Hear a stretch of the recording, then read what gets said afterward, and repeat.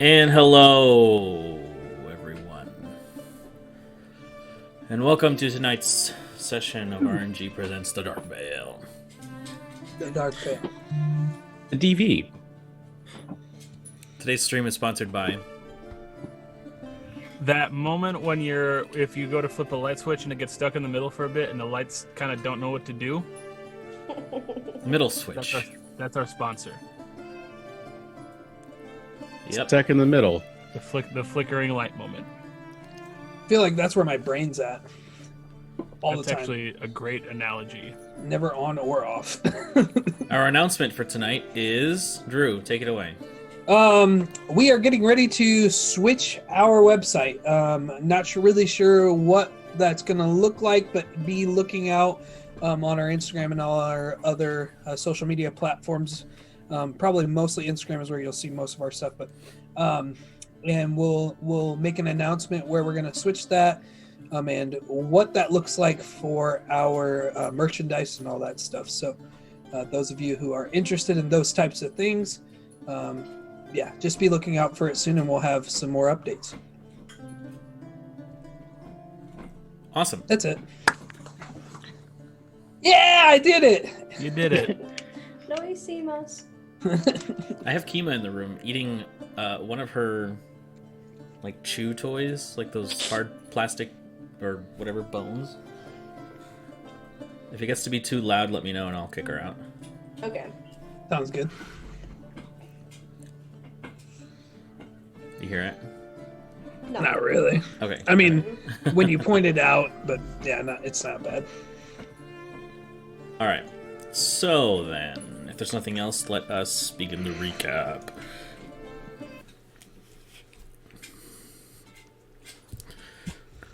When we last left off, our group of adventurers, having returned to Elgiri village, decided they would check up on those humanoids that they had encountered before that were turned to amethyst by the gemstone Leviathan. After traveling back, kind of getting lost along the way a little bit, they encountered the group, attempting to fend off this horde of basilisks that had collected at the opening to this secluded tunnel in the wall. It was discovered that this was an adventuring group that had taken the bounty to recover the Baron, led by a human man by the name of Bradley. They had gotten pretty far in their adventure, entering through the Crystaline Cavern, forced to retreat, letting you know about this duo, these hired assassins known as the Shades of Onor, who were knights that were banished from Onor for having broken the Knight Code and for being cruel and aggressive toward criminals within the city. Now turned mercenaries, and deadly ones at that. After a bit of speaking with them, it was discovered that the way into the Crystaline Cavern would be to use the gemstones that were previously set into the wall and to activate them to gain access into the cavern. After chatting for a bit and discovering what the meaning of those necklaces they were wearing was, it was discovered that Projekt had given the amulets to them in order to protect them, though you knew there was a secret hidden enchantment within these amulets as well, which may or may not have led to their demise. After giving them some rations and finishing up your talking, you sent them on their way. Returning some of their belongings to them, they headed back to the beginning of the tunnels through the winding paths, and you returned back to Elgiri village, where you set your preparations to leave to the Crystaline Cavern You retrieved Scrappy, and you were led to the entrance of the Crystaline Cavern, where this large prismatic stone blocked the way, and a stone tablet with 7 settings in them, this circular tablet, required you to put the gemstones in their proper places and activate them using some psionic energy. After doing so, the prismatic stone grew intangible, and as you entered the cavern, you could see this enormous, gargantuan, stretching cavern and made entirely of crystal of all different kinds of gemstones. These scintillating colors kind of glowing in the distance. And as you descended down this 300-foot slope to enter this newfound area, exploring the wildlife and kind of getting an understanding of what the flora, fauna, and just the ecosystem around here, what it consisted of. You noticed these 2 creeping figures about 150 feet up in the air, at the kind of posted on the side of the cavern, observing you. And it was decided to continue moving, seeing as how the land was not yet there. You didn't have enough knowledge about this place to begin fighting in it, so said Presea. And that is where we pick up tonight's episode of The Dark Rail. Woo!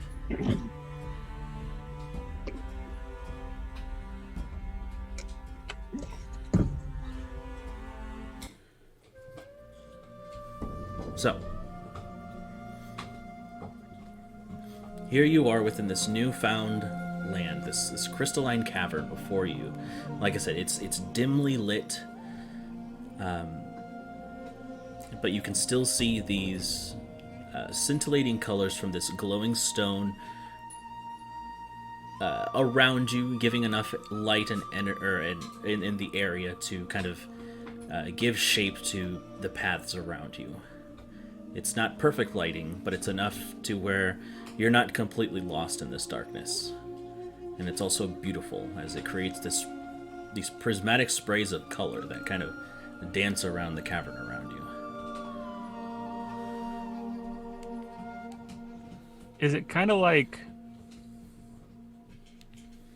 Avatar, like the Aliens Avatar? Like where everything's kind of like lit up and kind of bioluminescent? Not. I would say not But to that. less. Not to that extent. It's not as like everything is glowing around you. Sure. It's very sparse, but it gives enough to be able to navigate without being lost. The music's really pretty.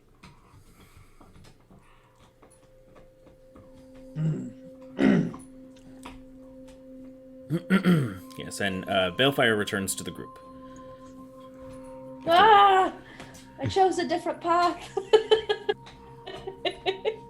You should have had one of the Meganins lead you to here. That was our first mistake. I forgot to grab Scrappy and I got lost. Well, we got lost. I got everyone lost. You just remember your little Meganin to help you next time, Bale. All right. Well, here, I want you to take this, and I hand you back the gemstone plate amethyst. I put it in my back pocket. I don't think I'll be needing this. You won't. No. Where I went,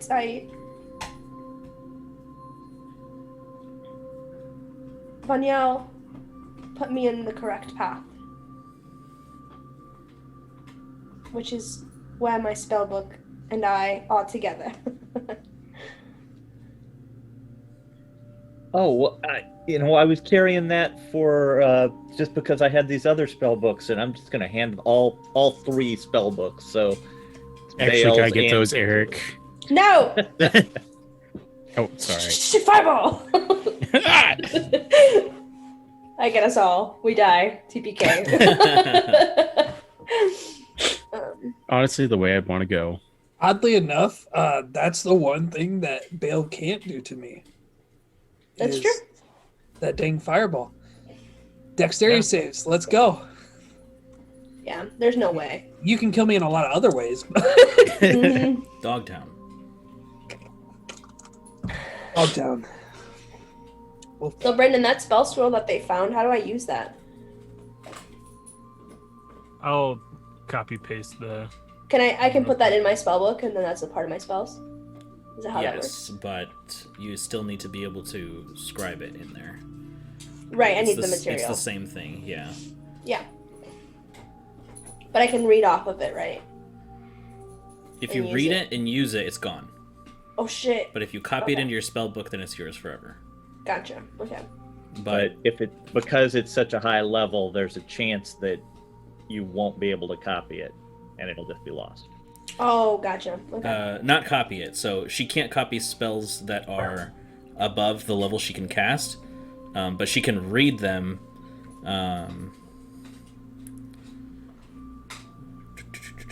As long as it is within a level. Yeah. Within a. sorry, guys. 1 second. You're good. So it's like a one-time use, basically. Because I don't know when I will get. Right. If the 7 spell is on your class spells. list, but a higher level than you can normally cast, you must make an ability check using your spellcasting ability to determine whether you cast it successfully or not. Okay. The DC equals 11. Okay. It's 17 for a 7th level spell. Oh, true. So 17 is what you'd have to roll. So it'd be your intelligence modifier, and you would just roll a d20. Otherwise, if you want to use the scroll. Gotcha. Otherwise, you can hold out until I can reach that level. Yeah, which is Gotcha. quite a while. Yeah. 13. Level 13, you'll be able to. But I guess based on the reading, it takes an Arcana check. She can copy it at any time. She just won't be able to cast it if she has the materials. Mm-hmm. Right. Oh, right. You're saying there's nothing saying that she can't copy it now. A wizard spell and a spell scroll can be copied just as spells and spellbooks can be copied. When a spell is copied from a spell scroll, the copier must succeed on an intelligence check with a DC equal to 17. If the check succeeds, the spell is successfully copied. Whether the check succeeds or fails, the spell scroll is destroyed. So if she has the paper and the inks, she can copy it as soon as we get back to the top. Mm-hmm. Instead of hauling a scroll around. Gotcha. But if she fails the check, the scroll is gone and she did not copy it. But that sounds like it's true whenever she copies it. Right. Mm-hmm. Okay, we'll cross that bridge when we get to it. Yeah. Gotcha. Okay. Right now. I sent the screenshot of the spell scroll stuff to the Slack channel, the D&D Cool. Cool. channel. All right. So, what's the Yeah, next no- move? Real quick, I know we don't do editing, but if somebody wants to edit out me yelling "what" because I forgot that I wasn't muted, that'd be great. Well, we don't have separate audio channels anymore. Oh yeah, never mind then. So Well, I'm going to specifically intensify that one part. Yeah. What? For anybody wondering why I yelled "what," my neighbor lady sent her grandson over to ask for firewood, and my wife apparently thought we were getting robbed or something. oh, She's like, "Don't answer the door if you don't know who's out there." I'm like, "What are they gonna do? Shoot me? Like, quit? They can do whatever they want." anyway, We're back to it. we're back to it. Yes. I'm glad that you Yes. didn't get robbed and or shot. Thanks, man. Well, they did rob him of his firewood. So, That's right. Rip. Thank God. Rob needs some more.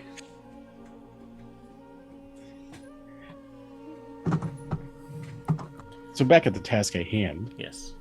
What did I miss? Nothing. We were just going over Yeah. spell scroll rules. Liberating. Okay. Well, I'm glad that you're back on the right path. Then that was kind of strange. Was. So Tyler heard you tell Drew, but Dane apparently never noticed. Are her eyes still gold? They are not. Okay. Oh god. Is that something that we might have to worry about more often? If you're... I don't believe so, but you never know. Interesting. Well, as long as you keep the same eyes, we're good. We're silver. Your eyes change color. We're gonna murder you. Yeah, so don't become a lycanthrope or a vampire or, anything else that would change your eyes, I guess. Is that what you did to the last one? Yes, because she's a vampire And a lycanthrope. and a lycanthrope. We got rid of her. Yep. And it turned out she was just wearing colored contact lenses. Real embarrassing mistake. Yeah, we're still dealing with that. Like guilt. Oh man. Like, whoops. This conversation is happening while we're walking. Yes, please. Yeah. Yes, for sure. We're all just shooting the crap. Yep. Standing circle. there. Yeah, in a circle in this very dangerous. No one's keeping watch. Everyone's just kind of like, oh, Right. yeah. How's How the do family? these spell scrolls work? Right. All right. So as you jauntily continue your merry way, who is leading? I think last night we had me lead. The Quan thing was at front, and I was watching out behind. That's right. And I was watching the middle.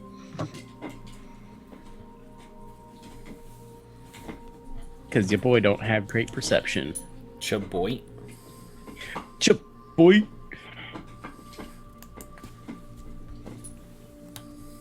Are you guys hearing Dalton from upstairs? Is he coming through my mic? Not even a little bit. Okay. He's playing Outriders, and I can hear him over my headphones. If he's not coming through the mic, it's no problem. So what's the marching order then? We have Kwansing up front. I'm front boy. I'm last. I'll be right No, behind. I'm last. Oh. I'll be last now. Thinking right about behind it, the Kwansing. front's not that good. I'll be last. I'll be right behind Kwansing. Just sort of checking out of like, oh wow, this is all amazing. Coincidentally last. Perfect. So Kwansing, Eric, and then Rondon. Rondon. And then Okay. Balefire Dane. Balefire, Dane. Curb. Say in between Rondon and Vale. I always forget Yes. she's with us, but yes. Oh, yeah. Big same. Stay close per se. I want to keep. Does Eric have that symbol yet? Again? Like How long's that spell last? 8 hours. Yeah, it's been way longer than that. Okay. I cast it again. I don't know why, but Non-detection? the way Yeah. Okay, so mark off the component for that. Yeah. the way we explain how per se like just always pops back up, it reminds me of that kid from Hey Arnold who's always like standing there. He's like, Yeah. it pops up.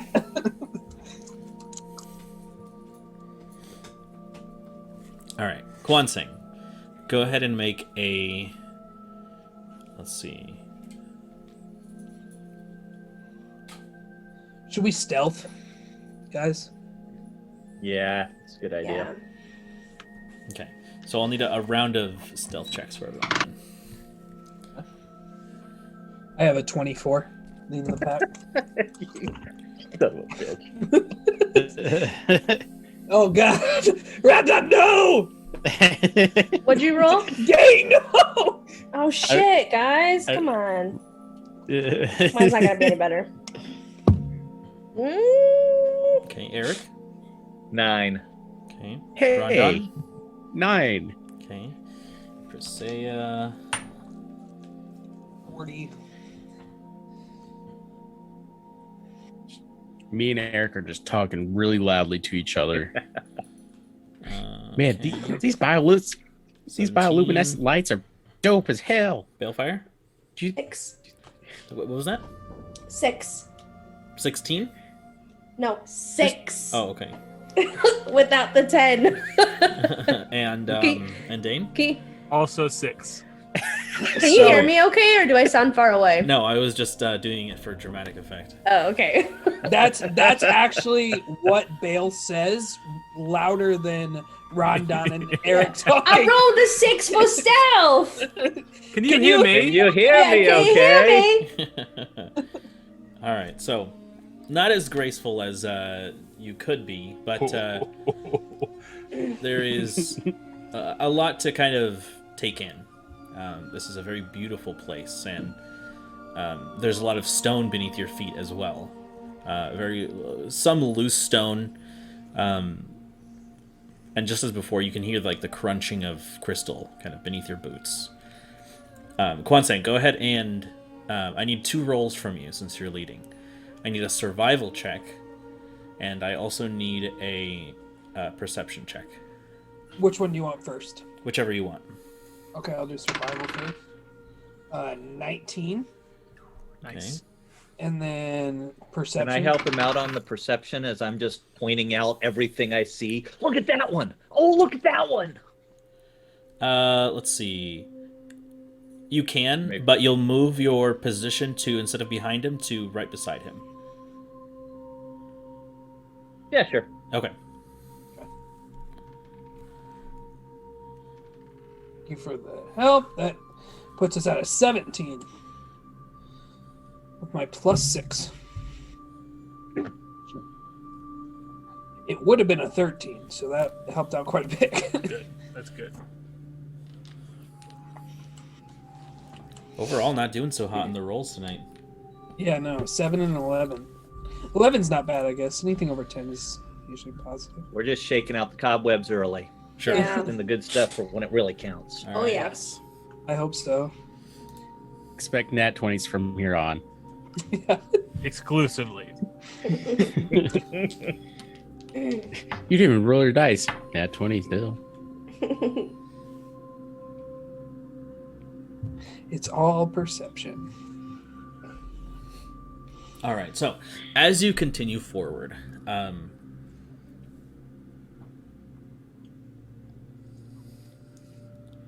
it is quite a bit of trekking.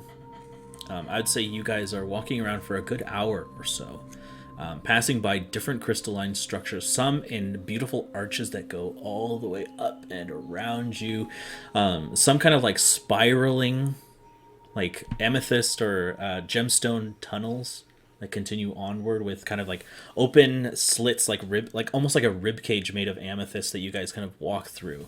As you were leading the group, both of you,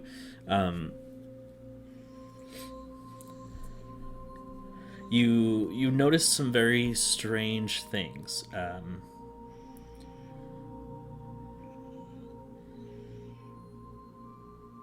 One of which is a set of 3 corpses of an organic make. These are not made of gemstone at all. You can see bones and fairly long decomposed flesh.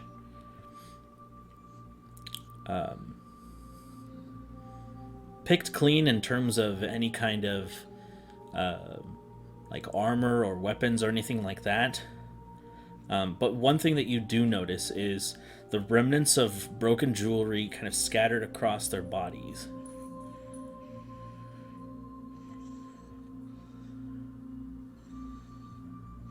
You said broken jewels scattered across their body. Broken jewelry. Jewelry, got it. Okay. Are the gems missing from the jewelry? Go ahead and make an investigation check. I don't know anything. That's a nat 1. Not one, yeah. It's I mean, it looks like a broken piece of jewelry. Fairly obvious that the gems are still, like, the jewels are still intact. Are there obvious wounds or like like claw marks or anything like that that looks like these were attacked by something? Go ahead and also you can make an investigation or survival check. While he's rolling that, I just wanted to mention again. I was bring up there is so I can keep an eye on the shades behind us. Okay. Whenever Yep, we'll get you to want that. me to. Okay, just making sure. 22 on survival. Okay. Taking a look at the wounds here, there are a handful of different kinds of wounds that you can identify. One of them seems to be a crushing wound, primarily in the legs, meaning that these were they were like crippled. And then a series of slash wounds that you can quickly identify as being from a sword, and a pretty large one at that. And I'm sorry, they look like they've been here long enough that the flesh is decomposing. More like dried out, nearly mummified. Okay.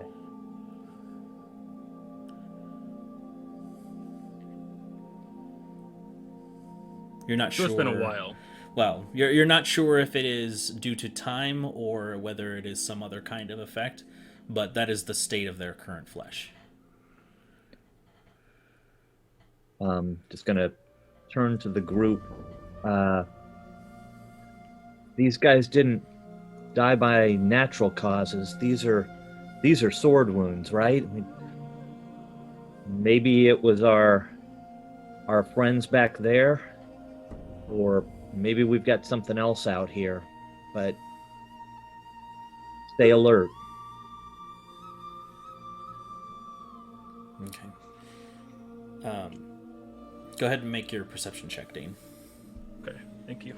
And as I'm keeping an eye, I'm going to be kind of constantly guiding myself, so I know that I'm doing the best I can do. Okay.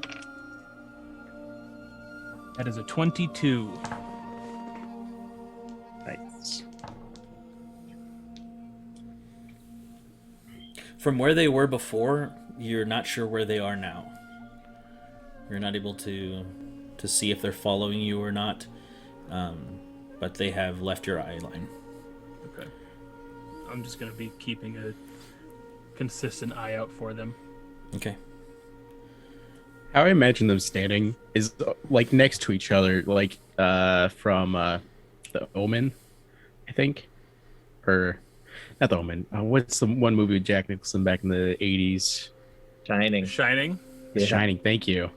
Oh yeah. Like just like standing next to each other, like the twins, just like come play with us. Anyways, that's my headcanon. Thank you for coming to my TED Talk. Yeah. That's my. This reminds me of a movie scene moment tonight. Everybody has to have one. Yeah, you're all prepared for this, right? Right. Is the lack of a better word, plant life around here? Is there like cover of more of those blooms, jewelish bushes or whatever? What's our land look like right where we are? Sure. So nothing in the way of shrubs or anything like that. This isn't exactly like a one-to-one comparison of a forest. More so along the lines of solid, seemingly like walls of stone and crystal that jut up from the ground, creating different kinds of near labyrinthian paths that stretch out before you. You can see what are essentially like jutting spires from the ground that kind of split and branch into different crystals that could resemble trees, but they're much too thick and a little abstract to kind of call them that. Apart from plenty that, of places where things could be lurking along the sides of the path. most definitely. And while most of this place is gemstone and crystal, not all of it is translucent or transparent. A lot of it's pretty opaque. However, the gemstones that are more along the vicinity of where those luminous stones are shining, they do have like the colors that kind of spray out into the cavern.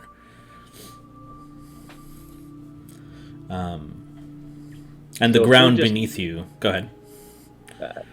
If we're just holding still at the moment, I want to just take a second and listen to see if I hear any of that crunch of anything walking on the little crystals. Okay, yeah, sure, go ahead. Go ahead and make your perception check. Net 20, net 20. Oh, no lie, it really is the nat 20. Yes! My man's. Okay. So you do the thing where you like get down on the floor on all fours and you press your ear down to like the smooth crystal. And interestingly enough, you don't hear any crunching, but more of like a thumping,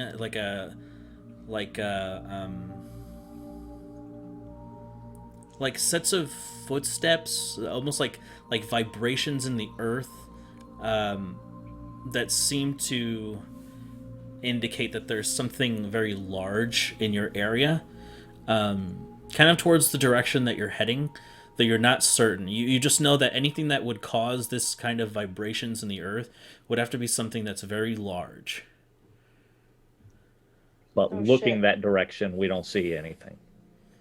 No, there are too many split paths and a lot of things blocking your visual range to kind of tell anything further than maybe a good 30 feet ahead of you, because every Sure. time you have to like move, and it's not a perfectly flat featureless space that you're walking through.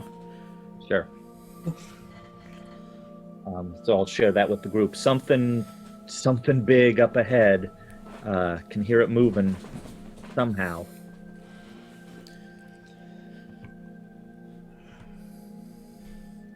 Do you know how far up ahead? I don't. Far enough that can't see it, and I'm not really. It's not like we're hearing the footsteps. It's more like it's shaking the ground slightly, you know. Right. I think that might be me. I've been walking pretty heavy-footed recently. I'm sorry. Let's hope it's friendly like that beast we found down in the sewers. Mimi. The other beast. Oh, the one that ate You. the trash. Yes. Oh yeah, Trash panda. the one that ate like the bodies of the ghouls and Yeah. whatnot. Yeah. Just like suck them in. This is such a cool animal. Mhm. I guess, as always, be on high alert.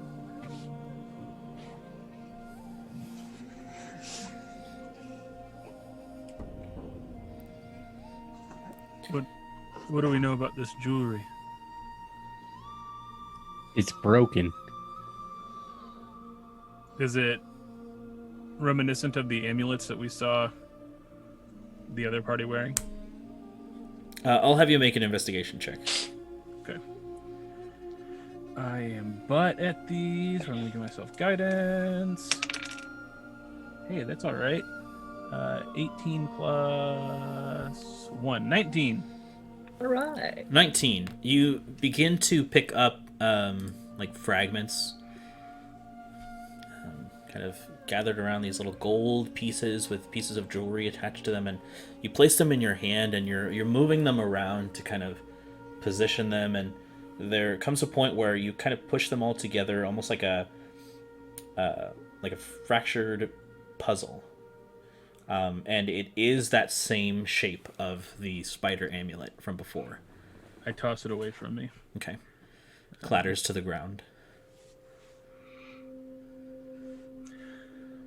Everywhere. Other folks that Projekt sent to their deaths. Or Craig's behind this. Possibly. Why else would they need to scry? if not to know where they're at, so they can, you know. Aye, yeah. That's. Yeah. Oh, right. We get it. How?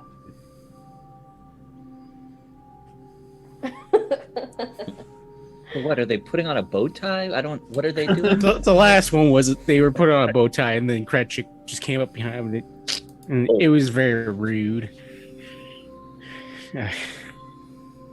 They're a rude dude.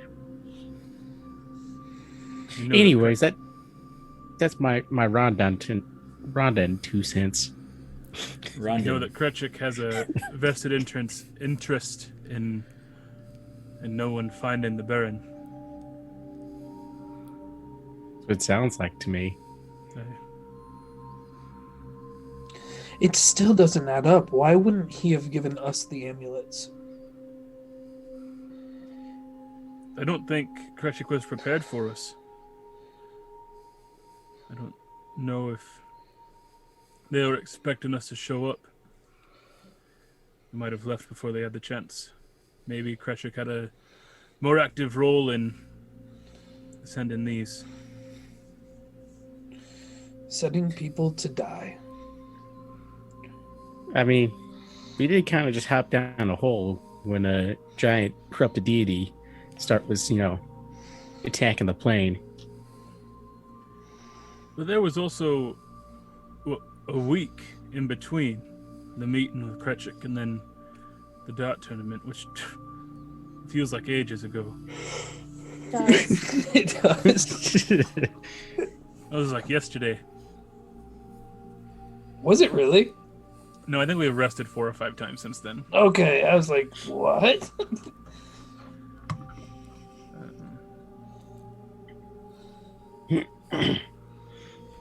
It does make me wonder if there is some other enchantment that Kretschik gave us. Suppose we won't know unless we... Did he give us anything? Other than harsh words? I mean... No, but if the spell was cast... They give us mean looks, that's for sure, too.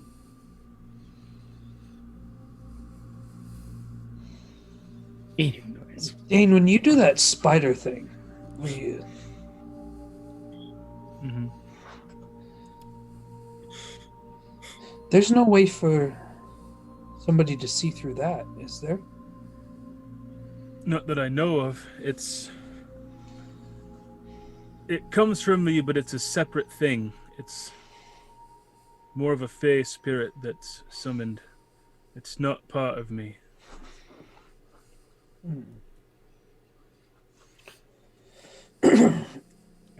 Maybe they didn't need us to know, or need to scry on us, because we're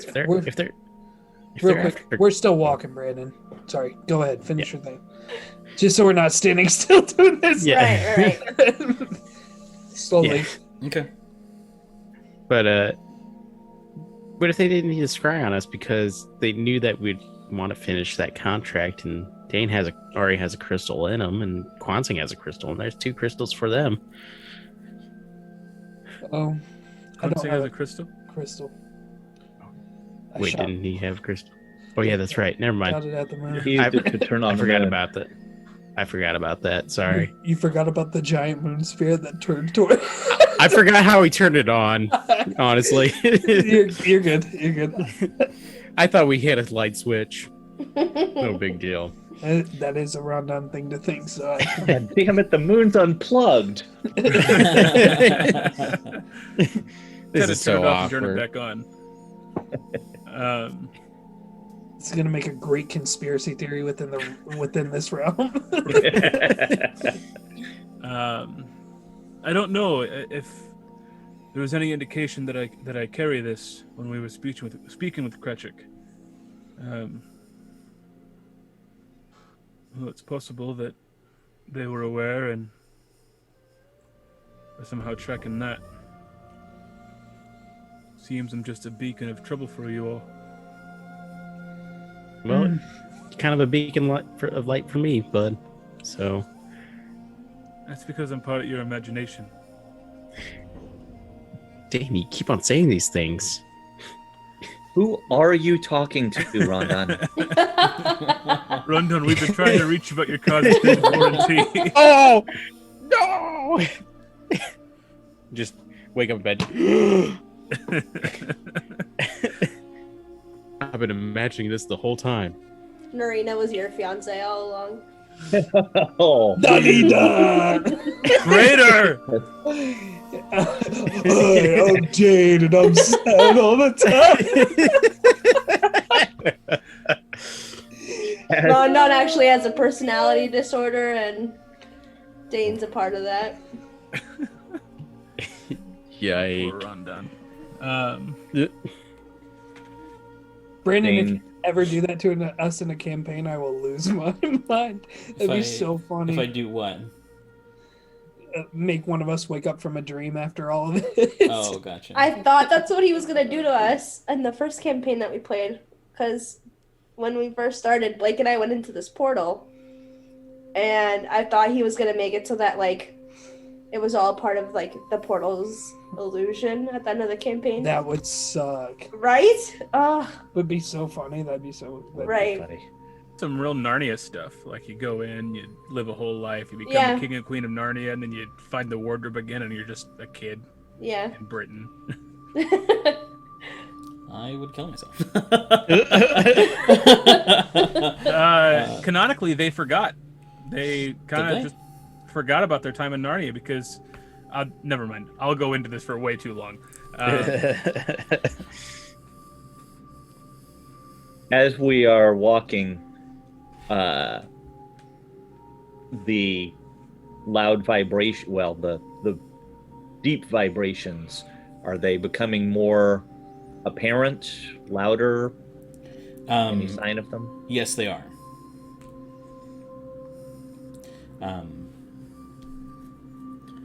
And it is at this point that both you and Kwansang suddenly see cresting over kind of a lower kind of crystal wall.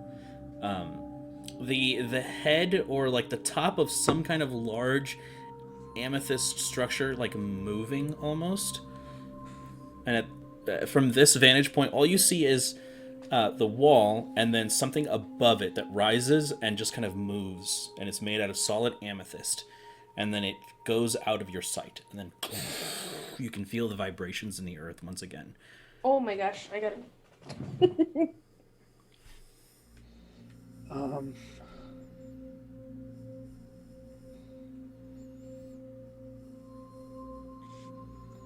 It's probably a bladder thing. You know, babies. Right. Oh, I guess I don't see these things I'm looking behind.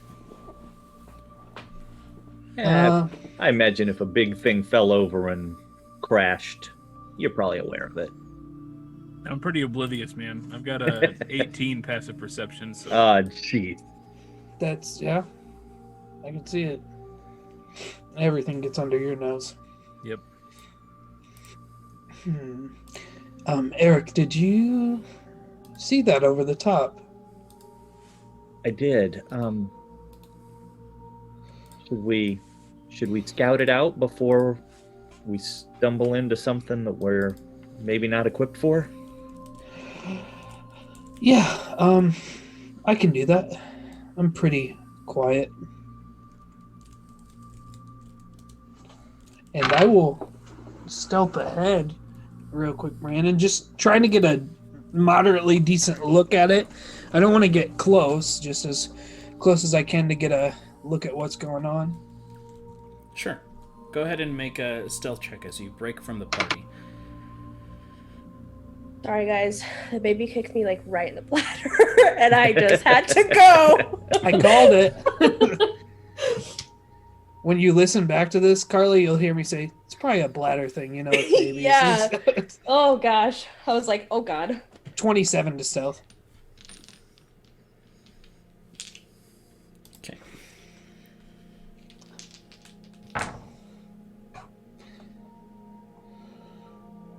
It's going to have, like, the highest perception ever. Okay. You sneak forward, kind of passing by several crystalline structures that block your sight, and suddenly you round the corner to this relatively kind of I wouldn't say open area, but it's like a craggy kind of crystalline formation in the center of this like surrounding walls and whatnot. Right. And you can see this very large amethyst being made almost like an elemental creature made entirely of this gemstone, but it doesn't appear as though it is just some wild elemental in your experience. This seems like an armored creature, and what you can see is that it starts moving and stomps on the ground, and you can see this kind of energy begin to like pull down from its whole body and just kind of go into the ground and pulse out. And you can see that the crystal underneath it seems to turn to amethyst. And you can see these crystalline structures just kind of begin growing. Oh my goodness.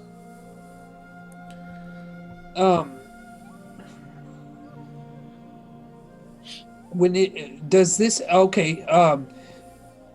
I guess what would I have to roll to see if like this is being held together by like some sort of like psychic energy like the other ones or whatever?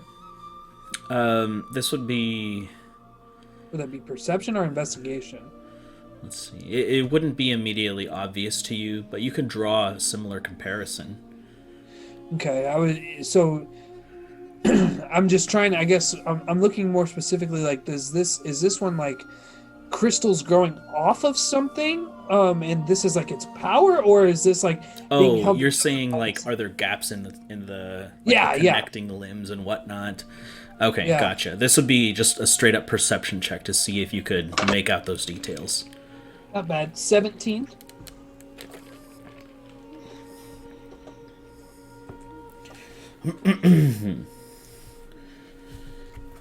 Give me 2 seconds here. You're fine.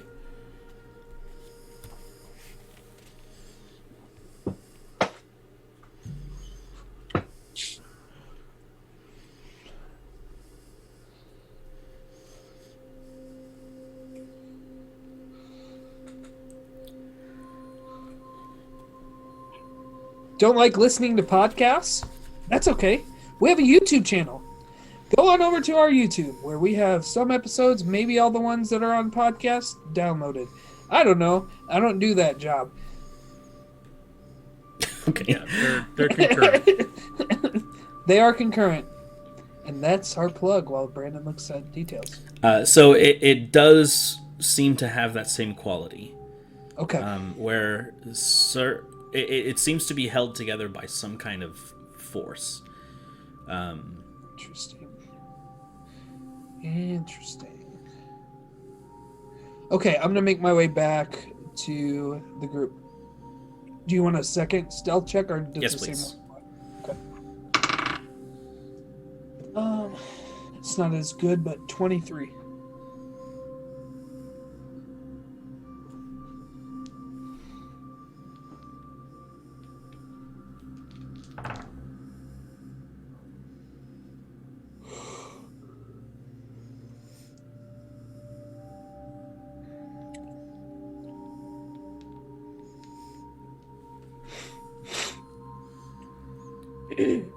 As you begin to move away, you can see and feel that this strange, large crystal, almost like an elemental, begins to walk in your direction.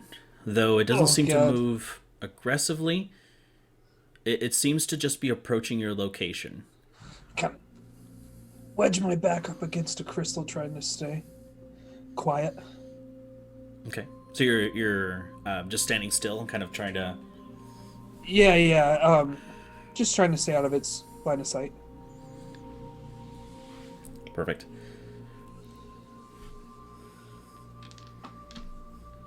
You can see that it continues to move. Just... It gets closer and closer and closer to you. And you can see it actually move past you. maybe a couple feet away from you, and you can feel the immensity of this creature. Every step it takes is a seismic tremor. So, like feeling the rubble shaking. Exactly, yeah. And I just kind of hold on to the crystal, and then I hold my breath as much as I can. Okay. Probably for a long time, right? I actually have like a air lacing technique where I can like not breathe. It's kind of wild. I don't have it equipped right now. But... Sure. You can see that it kind of kneels down in the ground where you initially began to retreat. And it places its hand there. Suddenly stands back up. Goes back to what it was doing. I'm gonna start to move towards the party if his head is kind of turned away from me, stealthily. Okay. How long do you wait, I guess? I would say 3 or 4 minutes just Okay. for him to pass. Yeah. Gotcha. Yeah. So he returns back to this kind of area where it seems as though what he's doing is growing and spreading amethyst. Yeah. Eventually, you take the time to wander back. The rest of you, it's been about 6 minutes since Kwansang's been gone. Do you think he's all right? Maybe deed. Yeah, he's probably dead. We should move on without him. It was good knowing him. God damn, you guys are ruthless. He was like a brother to me. Oh well.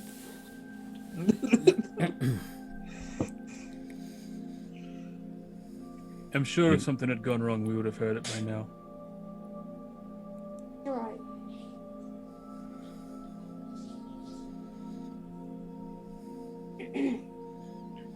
We'll give him about maybe 2 more minutes. And I'm gonna scan back again, see if I can catch the shades if they're stalking us or Okay. anything like that. Yeah, go ahead and make a perception check. Okay. I'm gonna get some guidance. 16. I'm a grandmother. I love that. Nothing. You're not able to Okay. see them at all. Eventually, Kwansang, you do return to the group. Perfect. Sneak up and I'm like, hey, Yeah. yeah. It's weird. I know, I think I found the thing that is causing all of this amethyst. I assumed it was the dragon, but there's some giant beast. When it stomps the ground, it creates these crystals. Did it appear hostile? Well, even if it doesn't, this seems like its home. Most things want to protect their homes when they feel like they're in danger of any sort. I think it's best for us to try to avoid it, especially considering how powerful it is. Right. I no reason to look for a fight just yet. Have you ever seen Rondon frost one of his cakes? I haven't Is had that a euphemism? I don't like this. No, I have not. The answer to no. The answer to both is no. Yeah. But not. Well, when he does it, he grabs the top of the frosting thing and he squeezes, and it all comes out at once. It's kind of what's happening with this beast. It's like charging up and pushing all of its power down into these big stomps, and I think that's what we're hearing.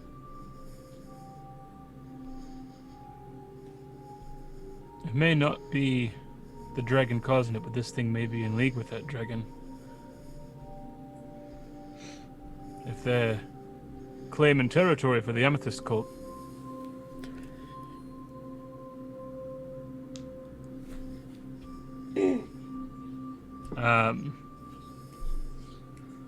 I stop and I turn toward whatever direction you just messaged me from, Brandon.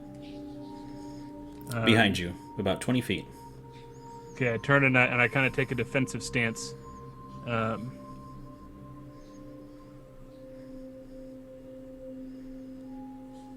It's the things from outside the tavern, right? Mm-hmm. The what? I say, eyes up as this. Well, I'll let you do the thing. As you shout that, you can all see what I just described to Dane. A pair of silver eyes approaching him from the darkness, and a large open mouth. A tall, emaciated form that is all too familiar to all of you. Gosh darn it. They followed us all the way here? You now know what happened to the swarms of flesh that descended into the abyss. Fuck. And I need all of you to roll for initiative.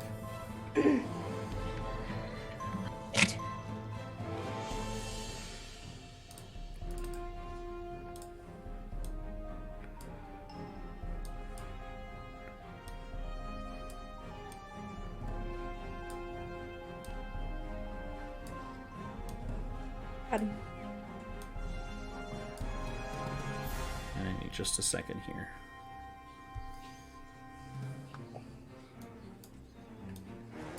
Da-da-da.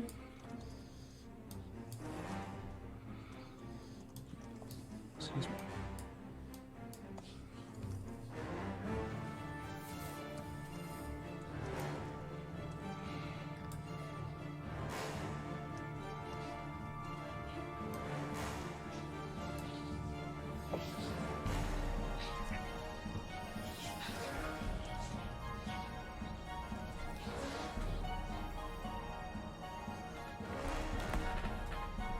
Okay, Eric. 16. Balefire. 18. Nice. Aiden. 8. Shoot. Kwanseng. 14. And Round Down Timbers. 15.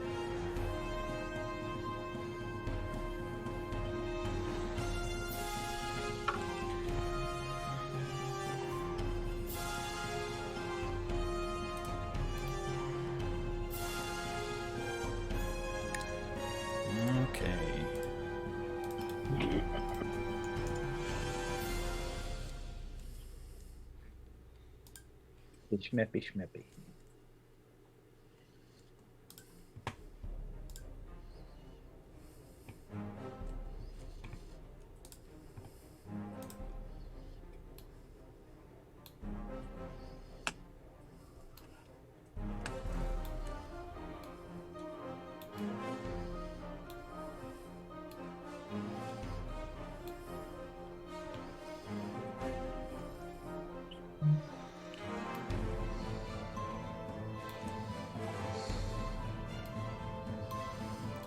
Outline what you guys can see.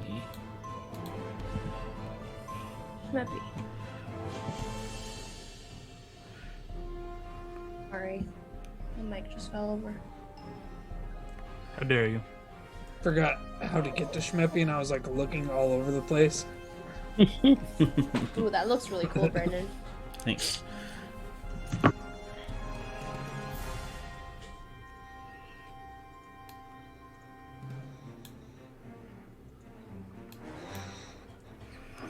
Okay.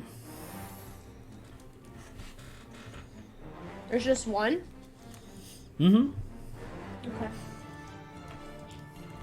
Not to nitpick too much, would I have seen it coming before it was 20 feet away? If I can see 120 feet? Not with that perception roll, you couldn't. Okay.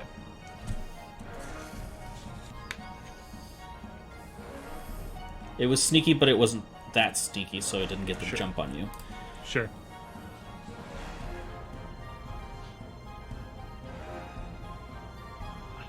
So Balefire. I go first? Yes.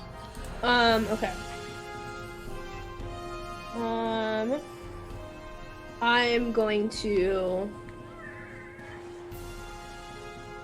What was that?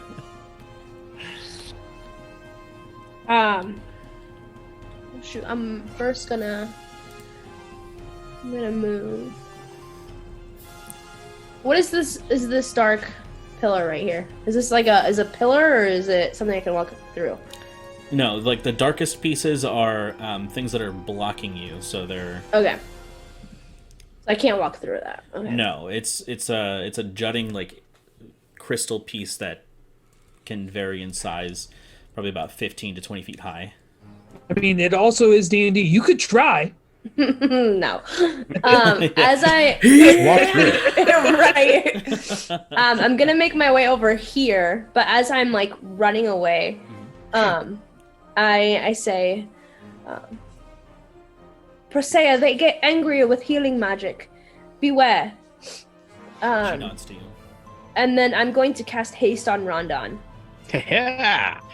So he gets it's a buff, so he gets +2 to the AC and advantage on Dex saving throws, and his speed is doubled.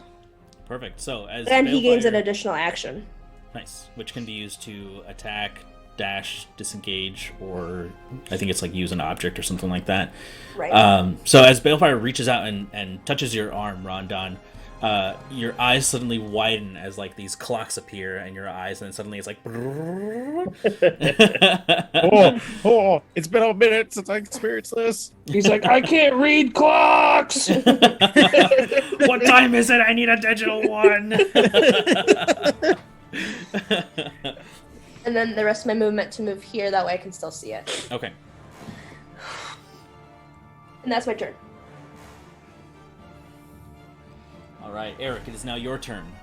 As you see, you hear Dane suddenly yell out. What is it that you yelled out, actually? Eyes up. Eyes up. Yep. And you see him take a Eyes up. battle stance toward the back of the group. You are at the very front.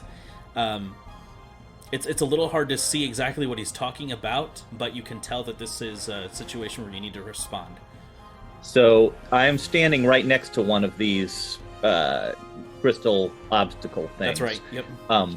I'd like to, with the spider shoes, use my movement to just move up it Okay. Yeah. so that I Nice. can get a vantage point where I can see what's going on. Perfect. So you begin to run up the side of one of these, and it actually does get you all the way up to the top. From this vantage point as well, you do get... let's see.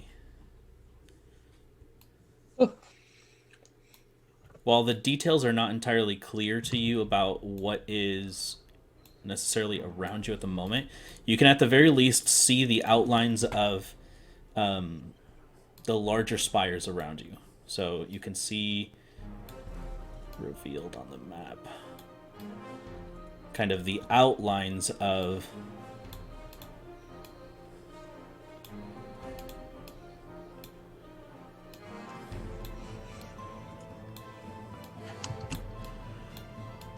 keep going here.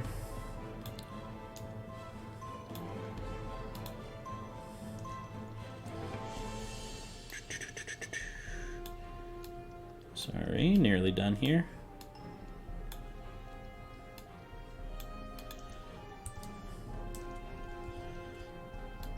There you go.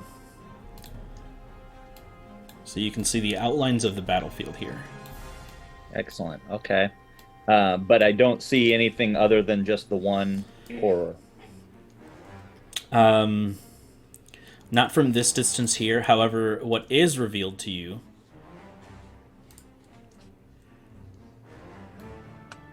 is this large elemental to the north. Okay. Le. Okay. Le. Le elemental. So scampered up to the top and kind of whirling around, and I see the horror and pull out the wand, and little wisps of that cold steam that you get when something is very cold come off and then coalesce into a beam, a ray of frost that shoots out towards the horror. Yeah, buddy. Perfect. From right there. Oh yeah, you're on top of the thing. You're good. Yeah. 17 to hit. 17 just hits. Okay. So that is 6 points of cold damage. All right, 6 points of cold damage to it.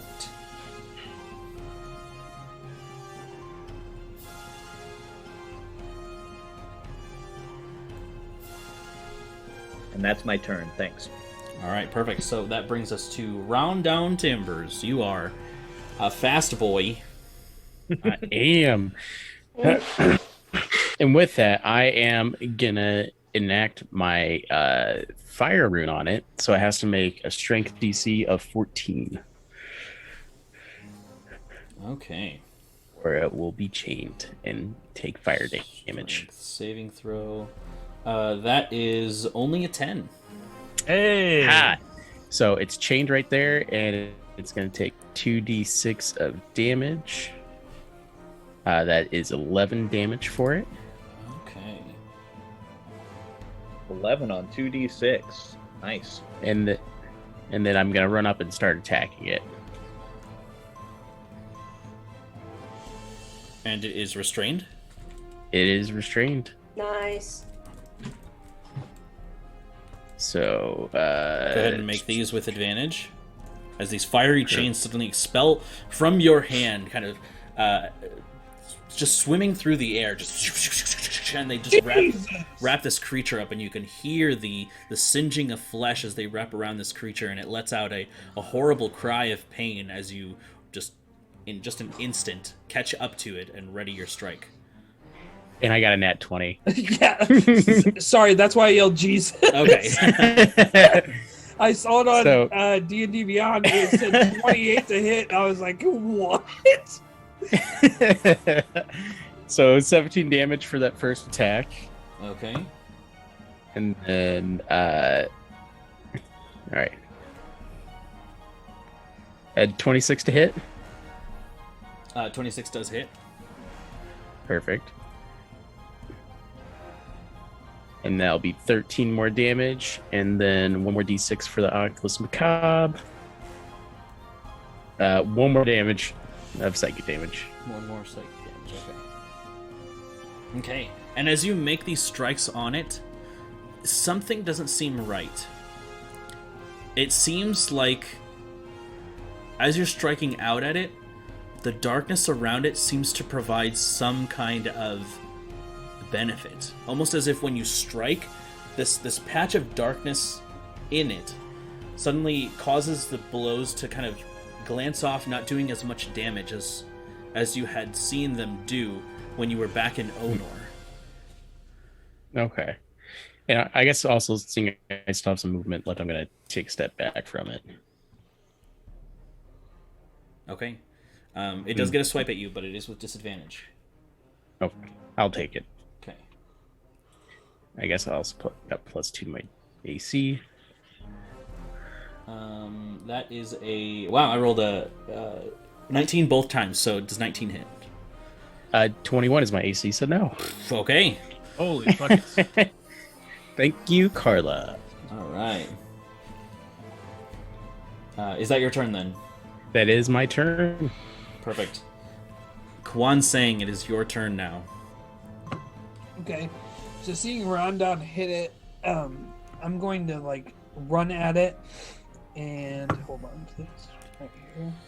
As I move forward around this, right about here, I slam my staff into the ground, and parallel with the staff, I kick some wind from my feet, just trying to knock it back with a basic air lacing attack. Okay. Yeah, you have advantage on the strike. Okay. Perfect. That's 27 to hit. Yeah, definitely. And then takes 14 points of damage for the first hit. Okay, 14.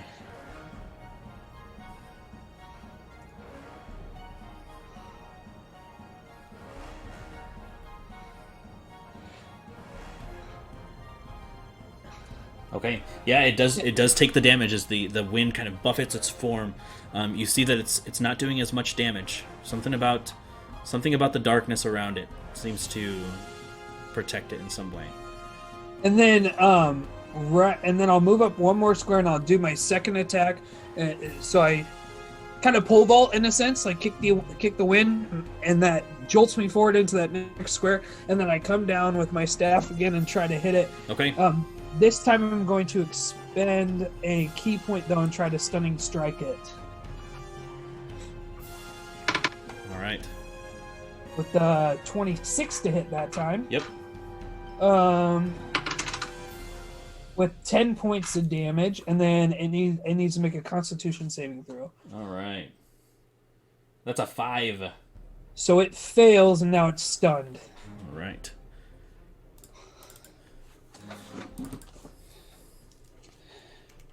Seeing that its body kind of tenses up, I'm assuming, I'm going to throw one more unarmed wind blast. Perfect. Yep. The strike is also with advantage. And that one's a 17 to hit. That just hits. Okay, perfect. I thought I was going to miss. Thank God.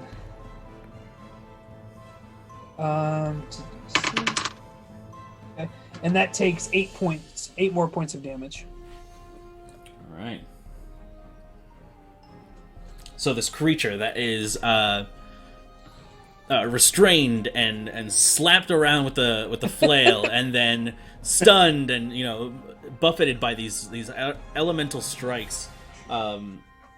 It's still looking pretty healthy, but it is not doing too great in the sense of, what can it really do? What can it do? It can at the end of its turn or beginning of turn make a strength saving throw to try to get out of restraints. Okay. Well, can it though if it's stunned? Because now it's stunned until the end of my next turn. Let me check the rules here. It might just have disadvantage. Let me check. Sure. Stunned.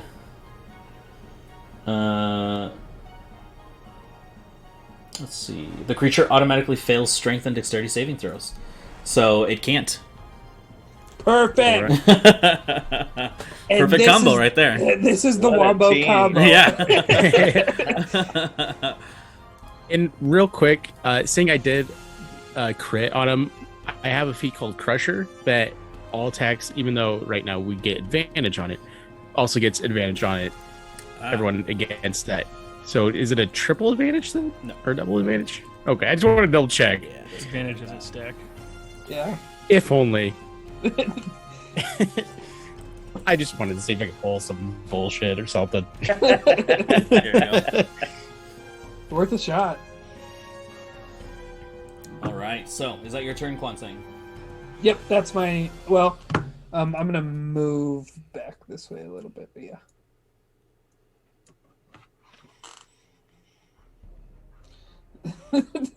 I love it. Restrained, stunned, crushed. Same. Dude, It doesn't that- just like turn around and walk away when those shackles are off. Just like, It sounds like a smoothie. Yeah. Restrained, stunned, and crushed.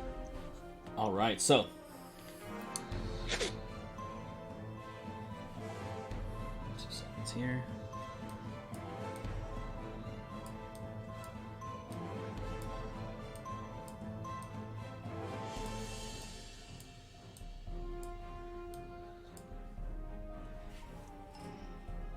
Okay. Balefire, as you are right there, you can hear some movement coming from the north. Okay. Let's see. It is now the horror's turn, and that's its turn.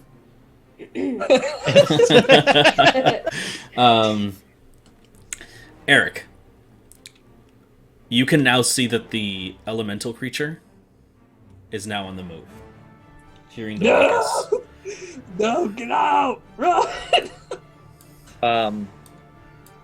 I don't know if this would use my reaction or if it's something I can do or wait till my turn. Does it look angry? Does it look angry? It doesn't have a face.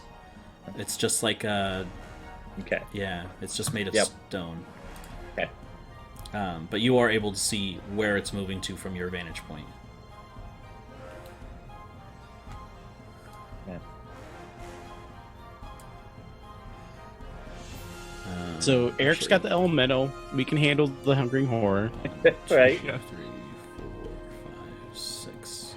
Yeah, it's gonna dash. Is it north, Eric? Or Oops. Mike? North, yeah. Okay. Like straight north of you. Okay. Oh my god. And as it reaches there, Balefire, you do begin to see it. It's not very hidden at all, and it seems to just be lumbering forward toward you all. That is its turn. Dane, it's now your turn. All right, so I am going to take advantage of its current state and cast Fairy Fire on it. Okay, so it succeeds. Yeah. Does that do anything to the darkness around it? No, because it does not create any kind of bright light or anything like that. Okay. Well, as long as I have concentration on the spell, everyone has advantage on it for every reason. Perfect. Crushed.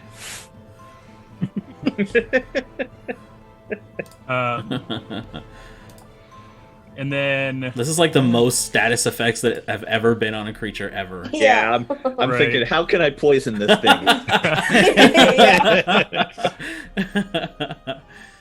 oh, I'm going to use my wild shape, Mhm. and I am going to wild shape. What you see is I cast this fairy fire with the staff, and then there's that kind of black and blue swirl, and my form gets smaller, and then you see one of those like reptilian chickens things that we fought in that forest clearing so long ago. Yeah. Ah. As I wild shaped into a cockatrice. Nice. Ah. And I turned to him like, "Dinner's up, guys. Dane, where are you? Gonna catch some dinner." Like you know, in the cartoons when the beak opens wide and the tongue is like really wobbly. And Yeah. How? Don't at me. You can find him at Tyler Presents on TikTok. Cocky dang. Cocky Daney Dane. Yep. And I'm just gonna stay where I'm at. Okay, perfect. I'm gonna turn him to stone.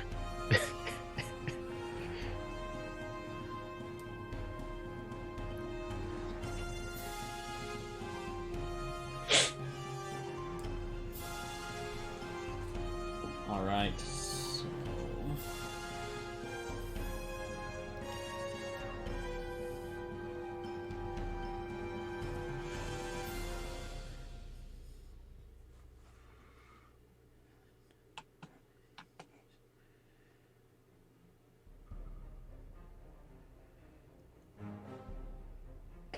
Cocky Dane.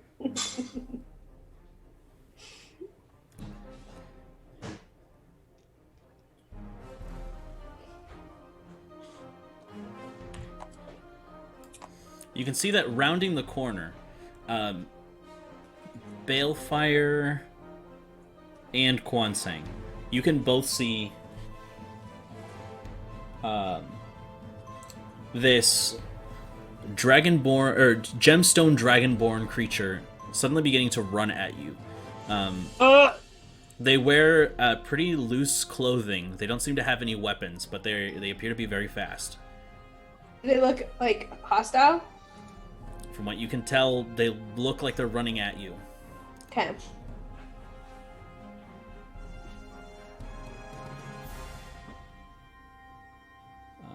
It could be Quick. running at us, Kwansang? Or they could be running at the horror. I can't tell if this yeah. amethyst thing is bad or not. Okay, as soon as that's up here, I forgot Persea, so she's gonna go. So she's gonna move right here, and she is going to just attack with her bow. And she has advantage on this track. So that is a natural 20! Yes!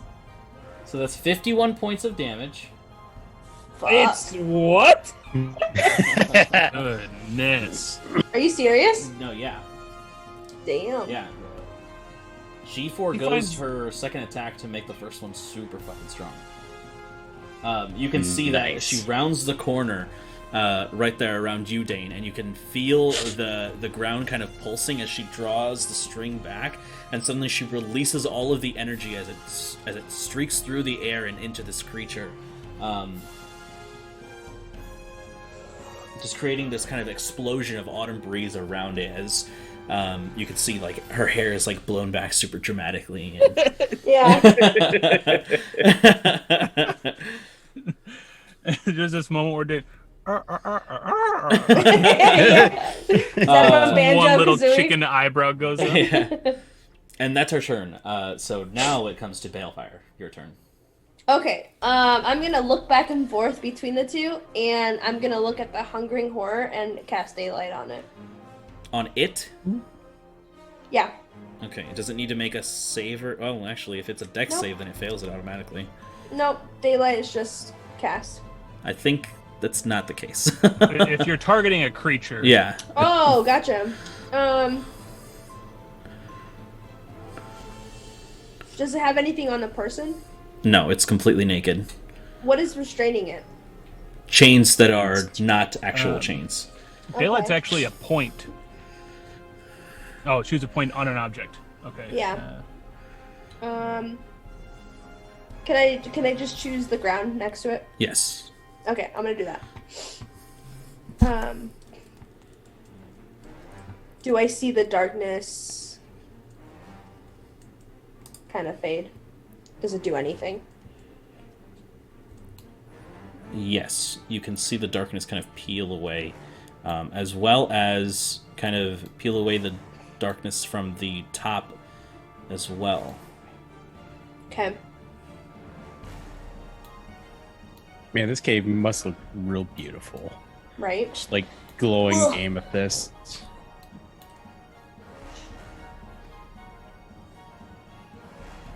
And then I'm going to move. Guys, there's a dungeon master in this. Bum bum. Brandon's Right in the there. back. Hey guys, how's it going? Okay, perfect. And that's my turn. Also, I activated Blade Song. Okay. You can, I mean, yeah, you do it this Yeah, turn then. right. Okay. Perfect. Alright, so as the burst of light suddenly radiates from this one point at the ground of this creature, or at the feet of this creature, Eric, it is now your turn, and you can see the battlefield more clearly than anyone else can. And you see to the north, behind the large elemental, the armored elemental, you can see a very familiar looking robed kind of gemstone dragonborn hurrying to the south there. And another one of these loosely clothed gemstone dragonborns also making their way to the south.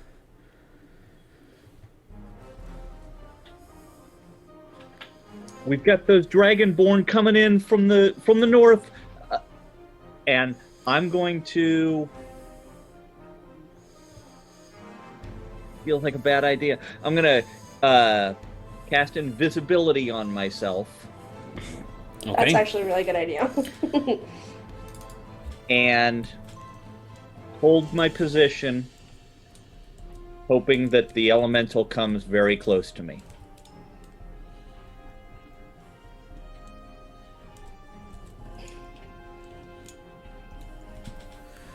Perfect. right. Is that your turn then? That is my turn. All right, so you vanish from sight. As Rondon, it is now your turn.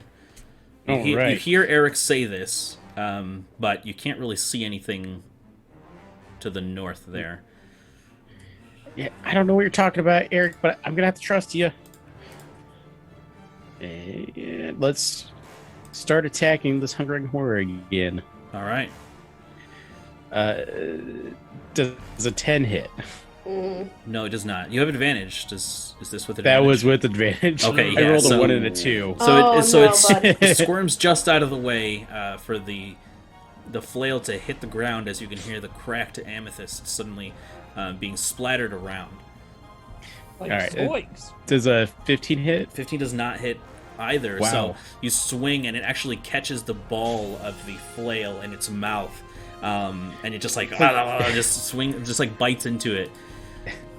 I'm just like, you're gross. Why are you doing this? and because of haste, I can attack 2 more times. One right? more time. It's One one more extra time. attack. Mhm. Okay, I just wanted to double check. You should have had 2 with your main, 1 with your bonus, right? Well, I've yet to do my bonus one. Yeah, his bonus is his offhand, which is the Yeah. axe, I think. Yep, just my battle axe. Mhm. 18 does 18. 18 hit? does hit, yes. So this one would hit. Perfect. Max damage, 13 damage. 13 points of damage, and this time you see that it is taking Or full damage now that the darkness has been cleared away. nice. And another 18 to hit with my offhand, That does hit. Yep. and then another max damage, another 13 damage, 13 damage. All right. and then Eichel's macabre damage. Hot damn, 6 more damage. Holy crap. Yes. This is the psychic. Yep. Perfect.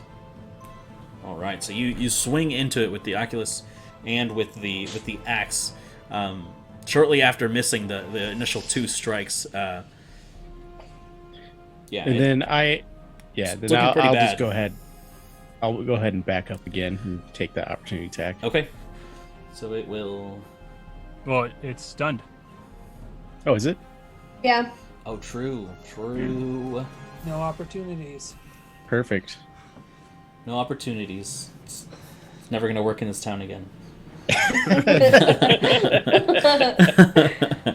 All right. Is that your turn, Rondon? Yeah. All You're right. gonna become a starving horde now. God. Too real. Isn't that what hungering means? Yeah, Oh, I think true. so. Yeah, I suppose Yeah. so. All right. So, It's a Quan title Sang, change. it's now your turn as the creature in front of you's career is ruined forever. Oh god. Wreck 'em. So you said I see this big thing coming at me, right? Most definitely. It is it is very hard to miss, in fact. It's covered from pretty much everyone else besides you and Balefire, who was over there. Actually, Rondon, now that you'd move over there, you would kind of see it as well. I'd be like, oh, holy shit. I'm gonna yell and I'm gonna be like, "Stay out of its way!" As I start to run forward to hit this thing one more time. I'm like, kapow, kapow, and I hit it. Kapuya. 28 to hit. Definitely hits. Nice. Let me pull this back up. For 12 points of damage. Okay. And 12 points of then, damage to it. yeah, so I'm just, and this one's a little less graceful. Like, I'm just trying to hit it and, like, drive by. Like, so I just swing once, and then I'm going to swing back across again. Okay, perfect. Just a dirty 20. Yep, hits. That's it. And then that one is 9 points of damage. 10 points of damage, perfect. And then I will hit it with an unarmed strike. 23. Yep. And that is nearly max damage, 10 points of damage. Nice. Good round. Swing, and then I'm like, boom, I send it just one airstrike. How's it looking? It's looking very beat up, but you know these things to be pretty hardy. Right. And so then kind of in like a drive-by scenario, I hit it like that, and then I just start running this way because I'm getting the heck out of the way. Like, Mm-hmm. All right.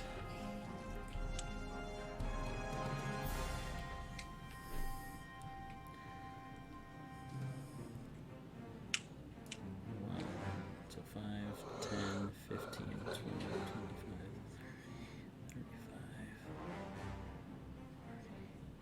25, 35. Right here.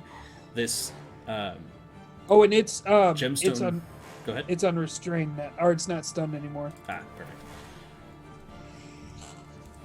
So this gemstone dragonborn suddenly runs up and kind of begins to assess the situation.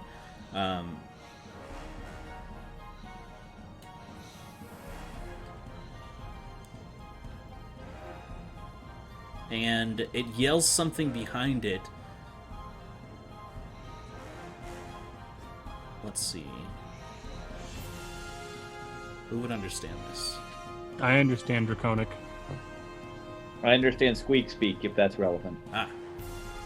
This is Squeak Speak. No, I'm just kidding.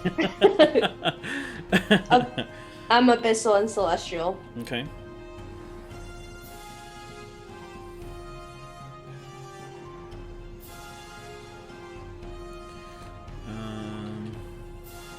I forgot to roll fire damage for.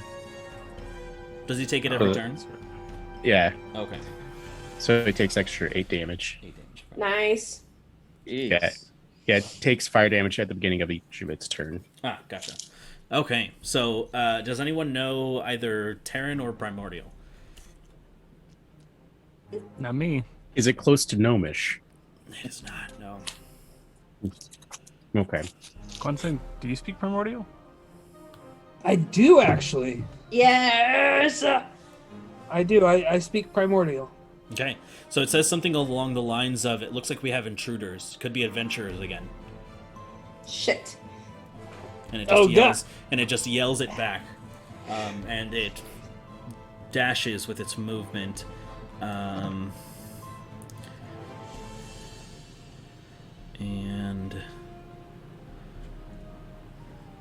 it's gonna get right.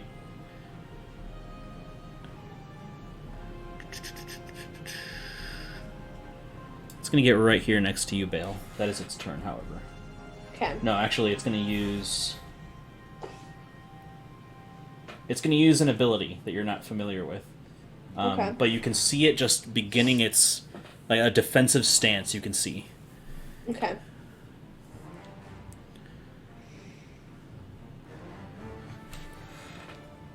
All right, so it comes up to the creature's turn. The hunger, the horror. Let's see. I don't think it's crushed anymore. It takes 10 more damage of fire damage. Okay.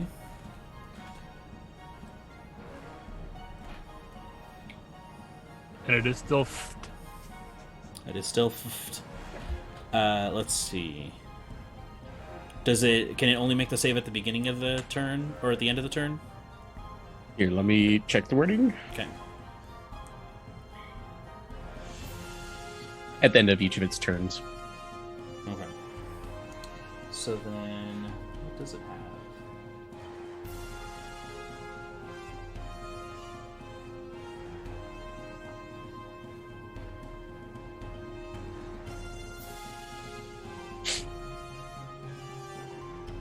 Let's see. Oh, great. It has a reach of 10 feet with its claws. So it's going to strike out at you. I could try. It does have disadvantage on this strike since it is restrained, so it's gonna go for the claws twice here. So with the disadvantage, it's 14 on the first strike. No.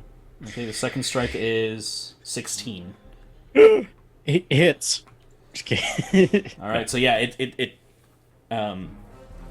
futilely attempts to slash out at you with these large, elongated, web-like claws, to no avail as it comes to the large elemental's turn, and it begins to just truck its way through. It gets a saving throw now, right? At the end of its turn. Oh, yes, thank you for that. That is...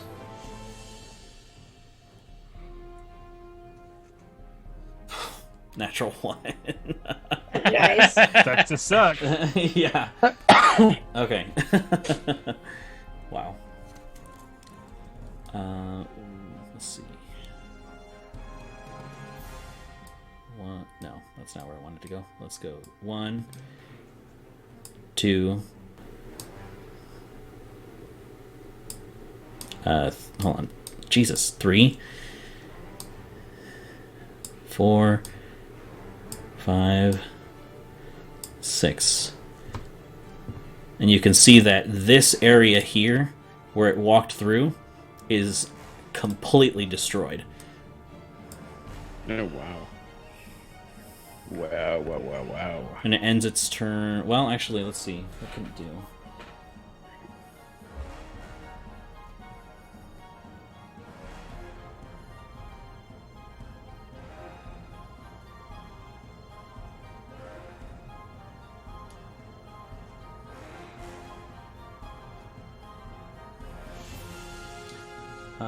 Yes, that is its... Yeah, that's its turn. Well, no, it's gonna dash. It's gonna go... here... Actually, it's gonna go right here.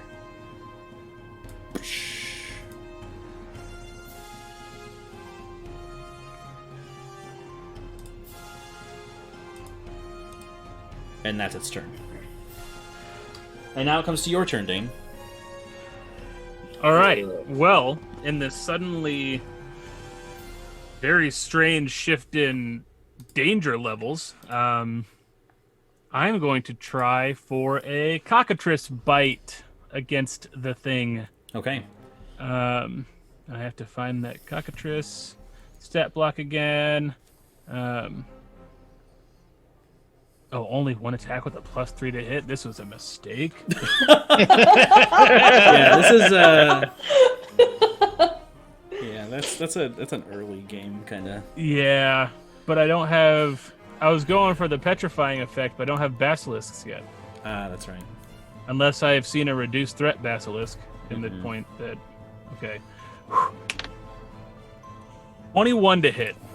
Wow. 21 against 18 the... plus 3. Yeah, 21 against the large crystal elemental. Does hit, actually. Okay, so 1d4 plus 1 piercing damage. Okay. And I need a Constitution saving throw, please. It is immune to petrification. Great. It's made of solid earth. Well, crystal. it takes 5 points of piercing damage. Okay, which you see Amazing. does not do as much damage as you think. Great. He just made a scratch on its surface. Its very tough crystal exterior makes it very hard to actually damage. This is frogs all over again. This is worse than that. Hey, you know what birds do to rocks? You can see a slight crack form within its crystal exterior. And I kind of jump in the air a bit and go, "Baka!" Okay. And I don't freaking know what to do. Oh, I am in a bad position.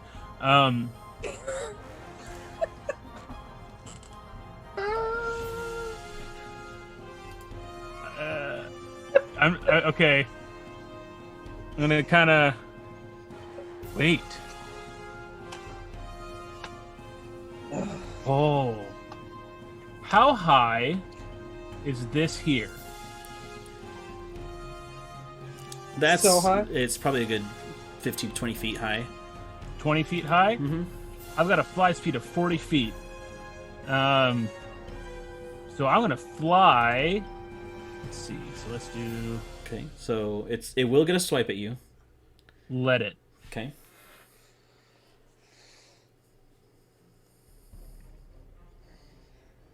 It's gonna use its maul attack. 20 total.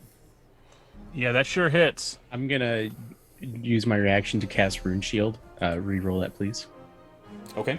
Oh, it's not worth it, buddy. 16. Yeah, I have an armor class of 11. Oh as a cockatrice. shit! Oh, Oh wow. So, you I was take like, oh, you got hit anyways, Dane. you take 12 points of Oh, bludgeoning damage. I maintain my wild shape. That's amazing. All right. You have 13 points of health. I have 27 actually. Oh, okay. Well, now I have 15.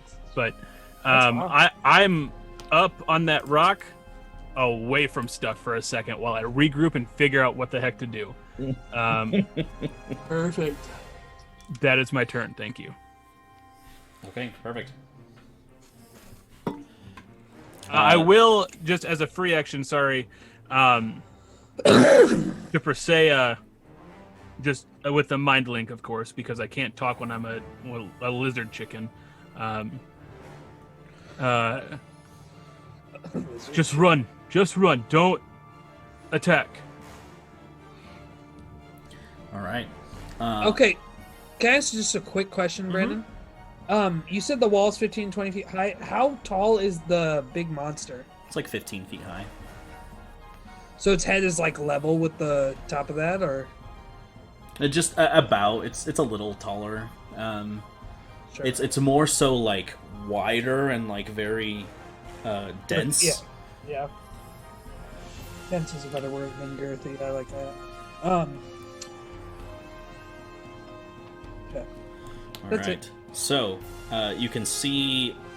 So Eric, you can see that the top, the robed figure, it is now its turn, and it will.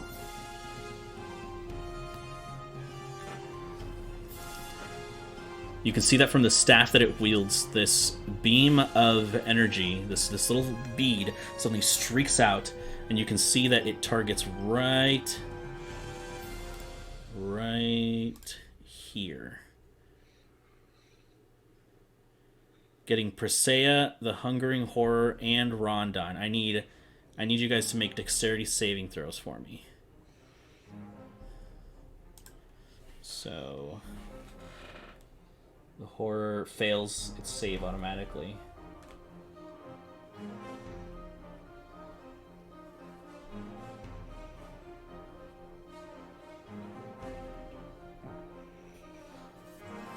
And Persea. Nope. Okay, Rondon, what'd you get? 14. 14 does not succeed, unfortunately. You take 32 points of fire damage, and so does Persea. And the horror. Wowzers. Alright. Are you So 30 resistant to fire damage? Unfortunately, no. You'd think. You said 32? 32, yep. Okay. The horror does as well. And this swirling ball of fire suddenly singes and burns all of you. And the mage-like dragonborn suddenly goes and hides behind the rock. Oh, come on!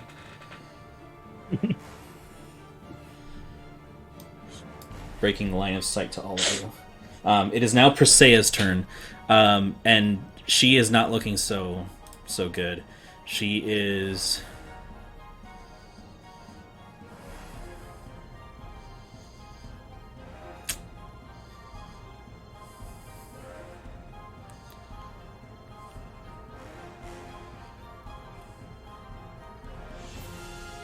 Anybody in Slack? Let's see.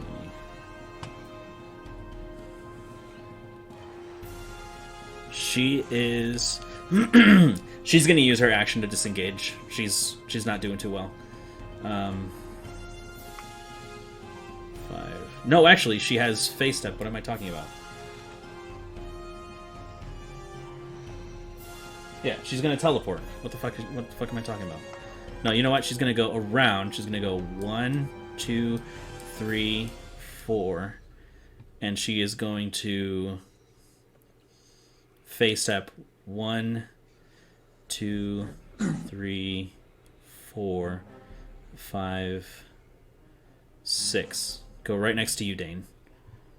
So you can see her run around this creature to not provoke an attack, and then she suddenly disappears in a swirl of autumn leaves and just goes and travels up to you. The other eyebrow also goes up. And she is going to fire an arrow at... She's just going to finish off the horror. Or try to, at least. It's the easiest target. So that is going to be...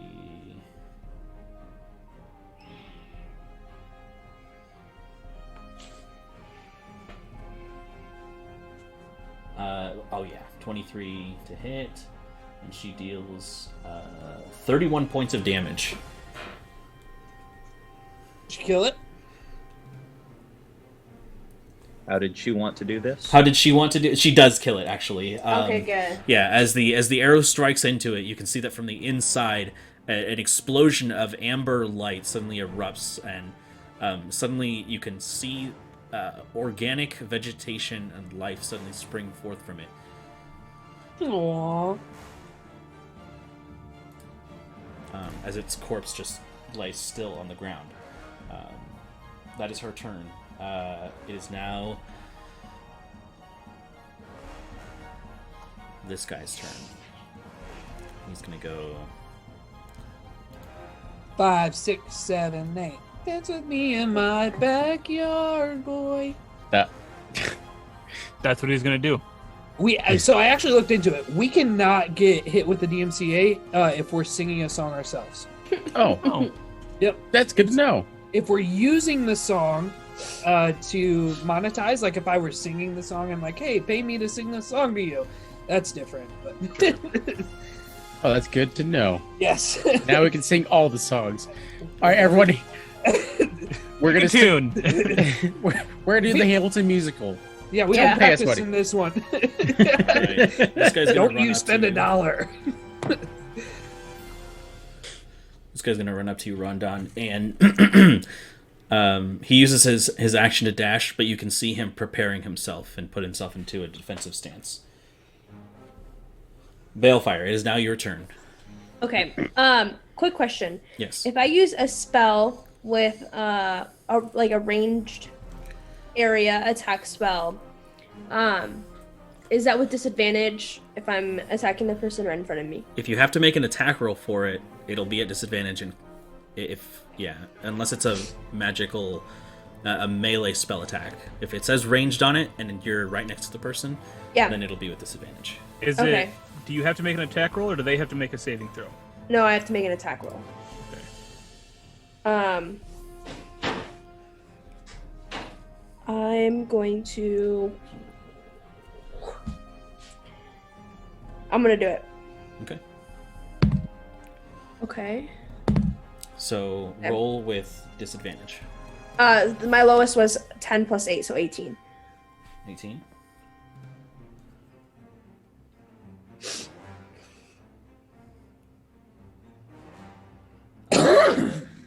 $18 does hit. Okay.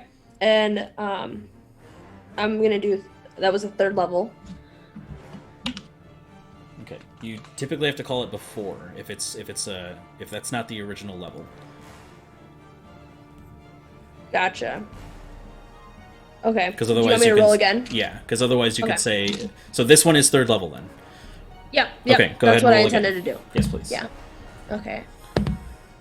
Okay. My lowest was a 10 again.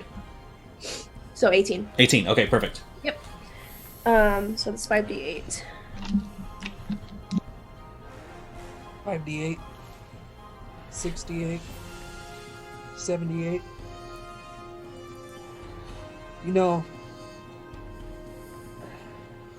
Oliver learned how to count up to 10,000, but like in thousand, like using thousands, and it's driving me insane because now he's trying to do it with tens. Yeah. So he gets up to 10, and then it'll go and 20 and 30 and 40 and 50. I'm like, count normal, buddy. You're gonna get in trouble. Like, skipping And a I'm whole going class. to do let me see. I'm gonna do fire damage. Fire. Okay. Yeah. Hold on.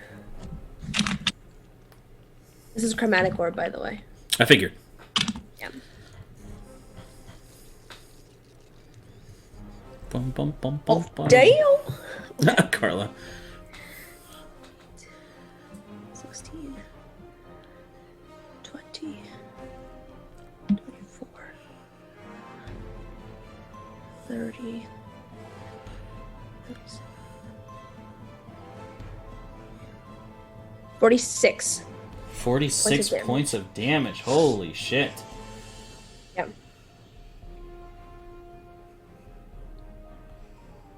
All right. Yeah, as the chromatic orb suddenly leaves the scimitars and goes into its form, you can see it burning him from the inside out.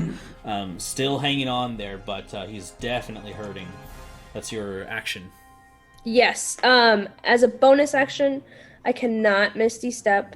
I can't make an attack. No, unfortunately, not unless you. Yeah, so I think that as a blade singer, you can attack as your action and then make a cantrip as a bonus, but you have to use the attack action first. Right.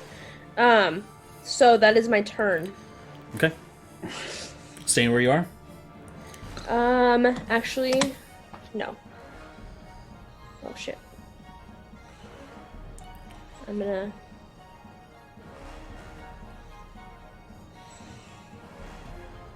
Go right there, and I know I get an attack of opportunity. Yes, they do.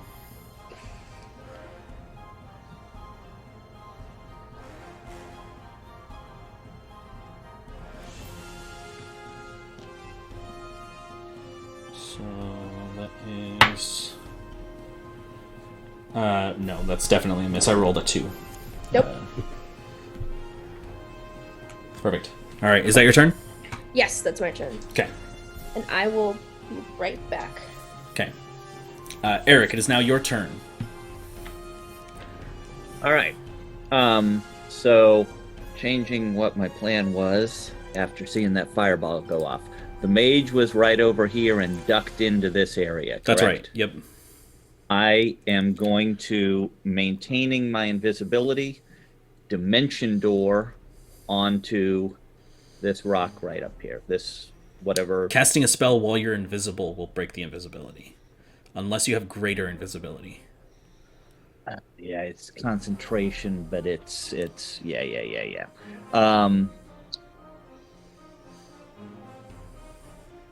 All right. In that case, I'm dimension dooring onto this little bit right here and remaining as silent as possible if I can just get in behind him so maybe he won't have seen me.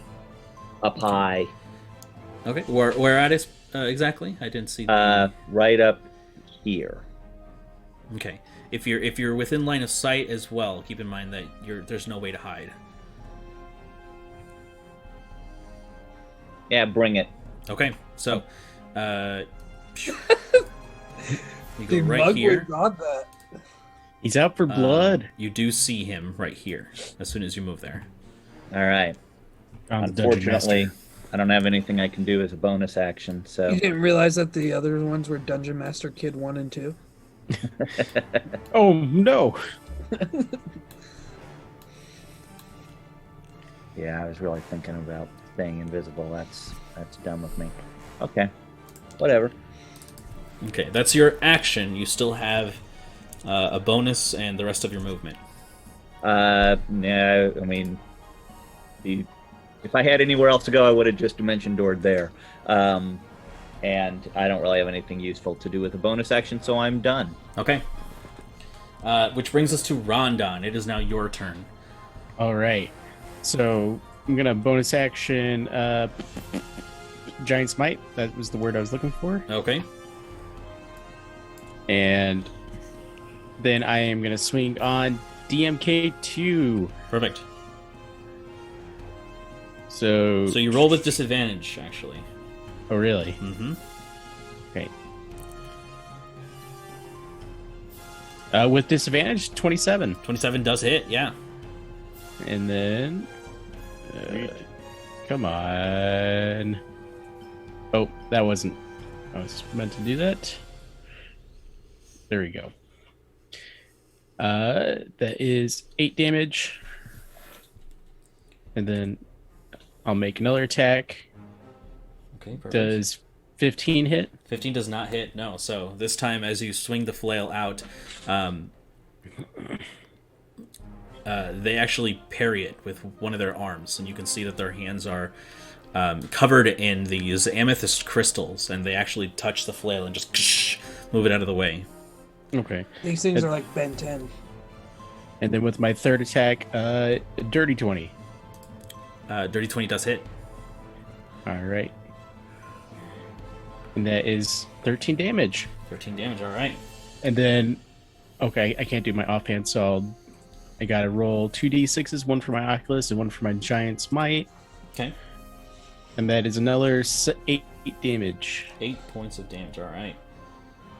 And One of those is psychic, right? yes. One of those is psychic. And that the psychic doesn't actually seem to do any more or less to these gemstone dragonborn. all right. Yeah, it's my turn because all I got left is movement action. All right. Perfect. So it comes up to Kwansang then. It's your turn. Since I understood it's primordial, I'm actually going to holler out to it, and I'm going to try and persuade it to stop fighting us. And I'm just going to say, listen, Amethyst Beast, our fight is not with you. We've come to talk to Uldred.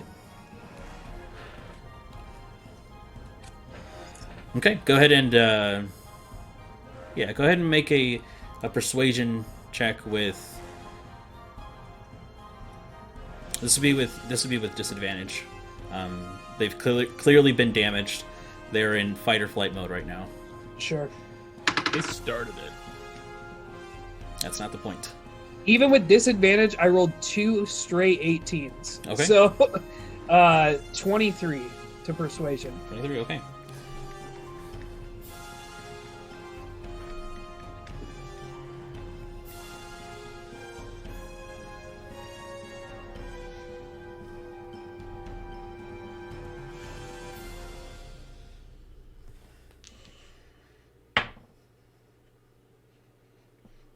All right.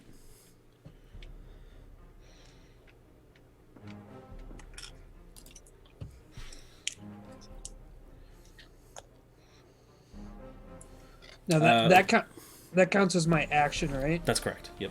Okay. Anything else for you? Do you want to move? Can I use do bonus actions count for finishing like a talk? Not Like, could really. I- No, but I mean, it won't give you an additional roll, but you can Sure. continue to talk if you'd like. Yeah, so I'll just say to it, please, I can call off my men. We'll stop this. And that's where I'll end that. Who are you calling your men? Listen, you're not close enough to argue, okay? Yeah, Eric from all the way over there, like 120 feet. I am no man. Also, you'd have to understand primordial. Yeah. So Eric you knew guys this whole will time. never know. I should have said my lesser service. Just because we're in primordial. That's so funny. It actually is that one in front of you's turn at the moment. And they don't attack. You look at them and they're on death's door. You can see them, like, their hands are trembling. There's blood coming out of their flesh. And kind of getting a little up close to them, what you hadn't noticed before is that they are made out of organic matter. This isn't just crystal. Interesting. They do appear reminiscent of other Dragonborn that you've talked to in the past, especially from Nuvea, which is where you're from. That's where Dragonborn are actually, like, that's their homeland. So you do have dealings with Dragonborn. These don't appear to be made entirely of crystal, only that they have either mutated or become crystal through generations or some strange magic. And it responds to you in primordial. And it says, It just asks, "What business do you have with Uldred? We are instructed to kill any adventurers on sight." Do I get to respond? You can use your reaction to respond if you'd like. Yeah, I'll use my reaction and I'll say,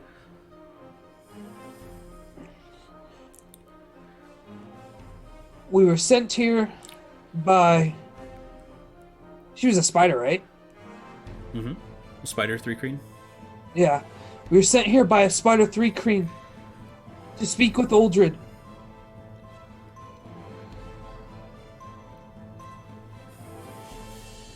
Trust me, we do not want to kill you. We just want to speak with him.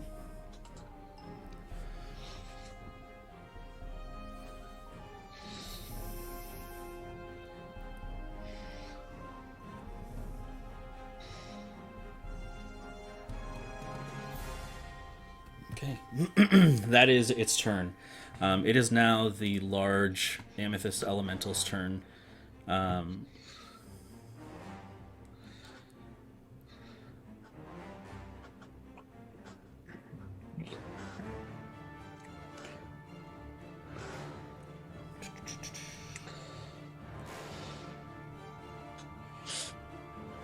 Let's see, what is it going to do?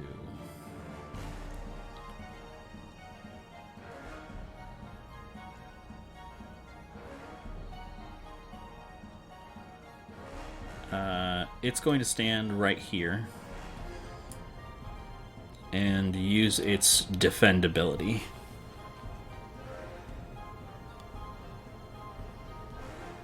Dane, it's your turn.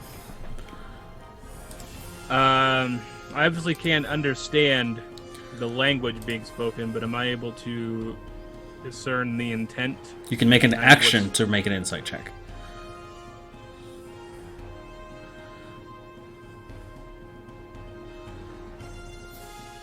Could it be with advantage? Could it be with advantage? Because he sees me speaking to it in Primordial. Like speaking a language that it seems to be understanding. Not really. It wouldn't give him advantage. Sure.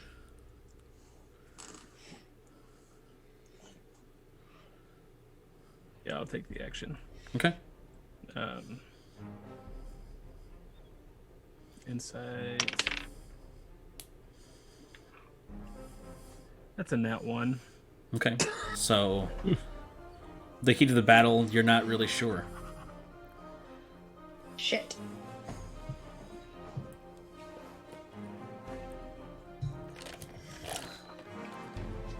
Dane uses Moonbeam and he goes, "Caw!" Well, I used my action, so I can't actually do Yeah. anything. Except for Unwild Shape, but at that point, that's just taking away hit points itself.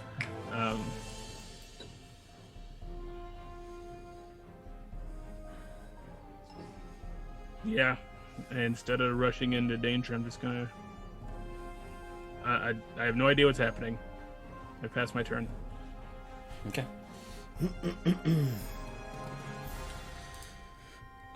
It is now the mage's turn, and unaware of any of this happening, all it sees is a halfling appear from atop this jutting amethyst spire, and it looks very strange because this is not a flat surface. This is a pointed surface, and you're just kind of like sideways standing as you appeared there. Let's see, and it is going to.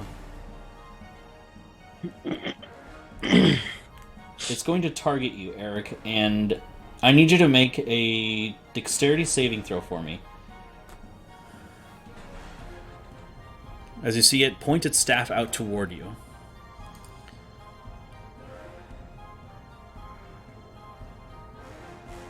I'm going to call upon my patron to give me a little extra luck. Okay, so you're not quite fast enough, and so you suddenly close your eyes, hoping, or just bracing yourself for the impact as you call out, and you can see the burning eyes and the flaming skull appear in the darkness of your mind, and you can just hear this cackling noise. So it went from a 14 to a 21 with that extra which left. does succeed. Nice. And suddenly you are propelled out of the way, and suddenly you see that in the space that you were, this sphere of force suddenly encapsulates the area, and having nothing inside of it, it shatters. That's pretty cool. Oh. I'll just kind of give a cocky grin to the mage. Nice try. All right. It is going to...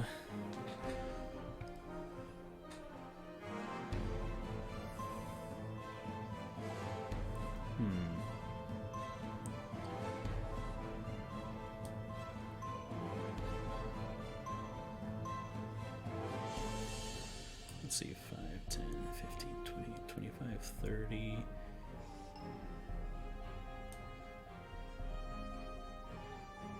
10, 15, 20, 25, 30. It's going to go right here. A little bit further north. Getting on the opposite side there, so you have to move at least to target it. That's its turn. It is now Presea's turn.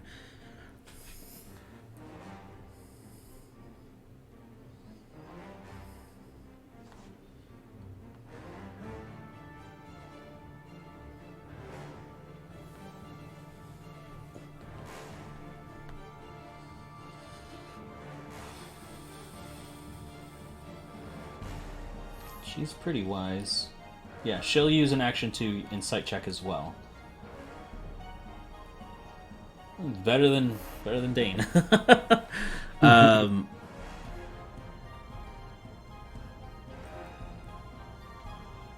She turns toward you, Dane, and she says, "I think something's happening," as you're in your cockatrice form. She kind of puts the bow down a little bit.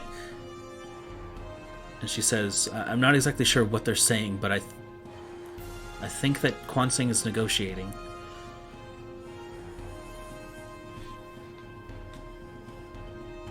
And she... Yeah, that's her turn. It is now this one down here's turn. Next turn I'm done. My internet connection just went out real quick. Oh. I heard she turns towards you, Dane. What did she say? I'm not exactly sure what they're saying, but I think Quan Sing's negotiating. Okay. Thank you.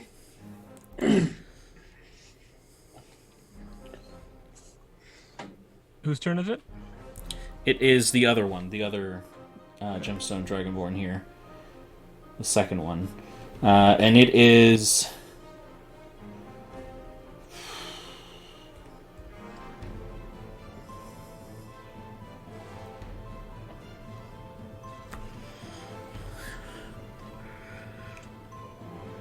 It's going to use a bonus action to use Step of the Wind. Ooh, fancy. It used what? Step of the Wind. Don't like it. Guys, don't you kill this. And it's going to retreat from you. Did I see that? 7, Or no? 40, 45. It's going to go right here. No, you wouldn't have seen it, really. Okay. Balefire, it's your turn now. Am I wise enough to know kind of what's happening? To make an insight check? I don't... From where you are right now, not really. You were heading north. I assume your momentum would keep you going that way. And there's also that that large elemental that is now blocking your view. Would I have heard Quan Sing though speak out? Do you know Primordial? No, but I know his voice. Yeah. So you would have heard me saying things, but in a different language that you don't. Right.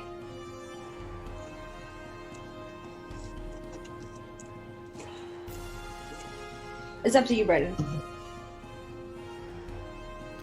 I'll say you're unsure. You were beginning to run north. I don't think that you would have, at your current position, you wouldn't have any reason to understand this.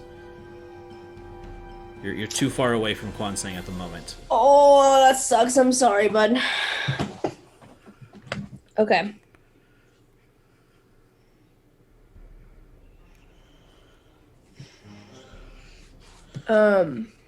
Then I see. Or, hold on. I see this guy over here now. From where you are, no. Oh no, I don't. Hold on. I'm gonna. I see that big thing coming over here.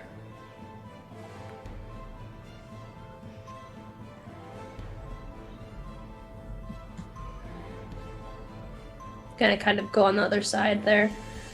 Okay. Let me see.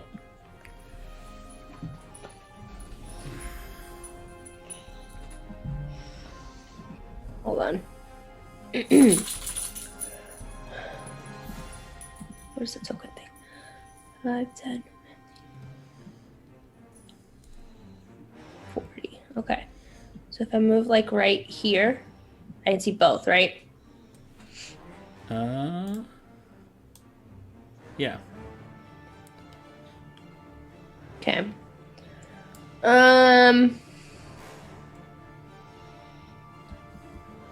Shit. I feel bad because the only thing I would do is attack. And I know what you're trying to do, Drew. Oh, you gotta do what you gotta do. I'll try and... Actually, I'm gonna cast Mirror Image. Done. On myself. Okay. And that's my turn. Perfect. Eric, it's now your turn. Okay. I know this isn't really flat surface here. Am I able to move from where I am to the one directly north of me? Absolutely. With your spider climb boots, there's no issue. Okay. So, I'm going to move forward, and then I'm going to think to myself, man, it's too bad none of the other guys are going to be able to see this. And that purple energy that comes off of me occasionally when I'm casting a spell, my eyes start glowing with that, and it comes out and coalesces into my chest, and a beam shoots down towards the mage and starts sucking magical power from him. Damn! Okay. This He needs is... to make a Constitution saving throw. Okay, this is Jesus. Siphon? This is Siphon. Okay. That's cool.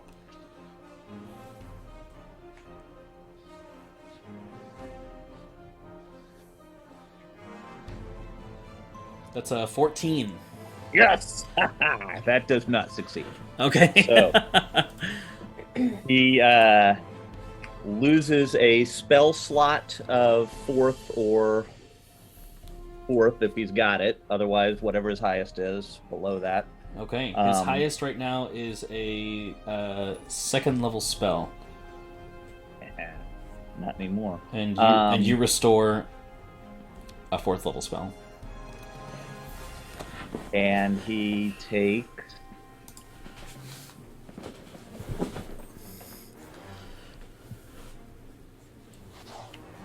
12 points of necrotic damage. Okay.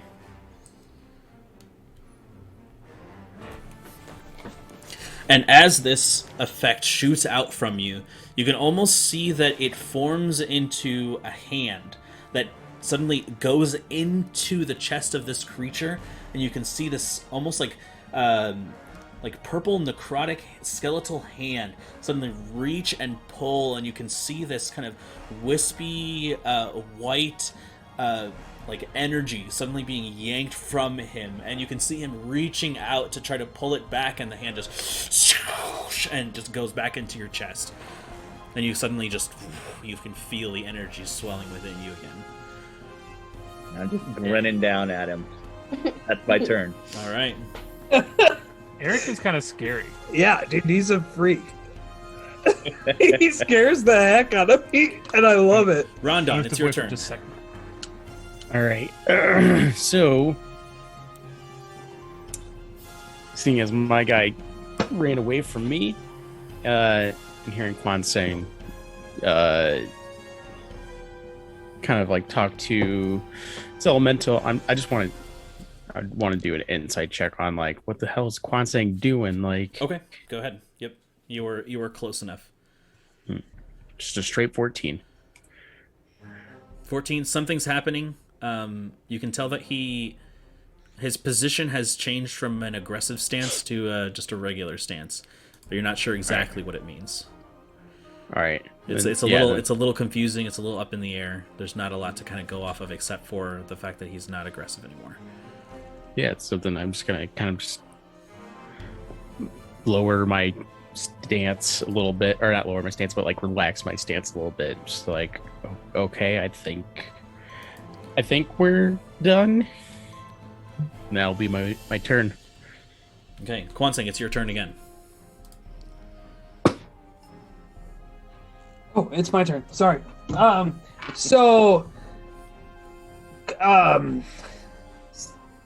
Like seeing that they're kind of in like a defensive stance, I'm going to say, listen, I see that you're, and this is all in Primordial, I see that you're bleeding. If I wanted to try to kill you, I would have. We really have no reason to try and kill you. And then I'll holler out in common, everybody stand down, please. And then back to Primordial, I just told them to stand down. Please. We need to stop. And when I hollered out, I guess, I just kind of seeing Balefire next to me and Rondon behind me. I don't know where the others are. And so, and I'm just like begging them. And then I just say to Balefire, I say, make sure the others know, please. And then back to focused on them. And I have my hand out, like trying to just like calm the situation. Like, please stop. Okay, make a persuasion check. Yes! That's 20. Oh my god! Let's go! Oh my Big god! baby, let's go! That was awesome, Drew. I'm dying! Okay. Dogtown. Dog down! All right, nat 20 on that persuasion. So Woo! you can see that they begin to kind of fall to their knees, just completely exhausted. Like the lingering dredges of energy are just they're clinging to. At this point,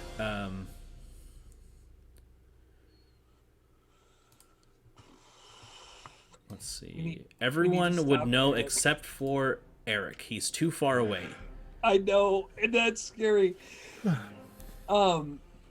So as a bonus action, can I just keep talking quick? Are you gonna call, or should I call it there? I would say that that's all you could really get out. It is now their turn. And they do call out. In Primordial. Something along the lines of everybody stand down.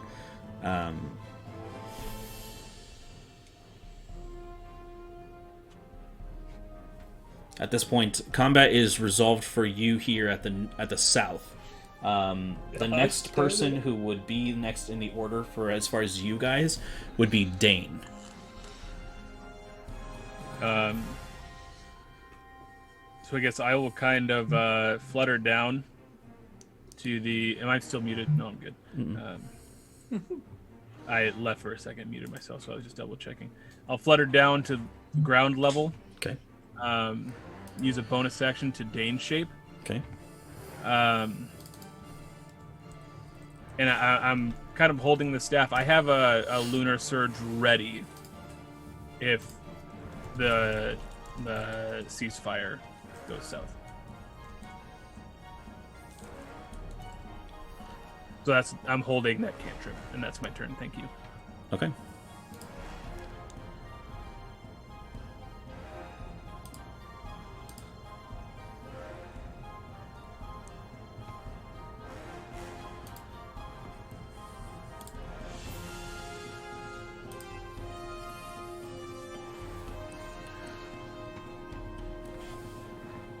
Okay, so it comes up to the mage's turn.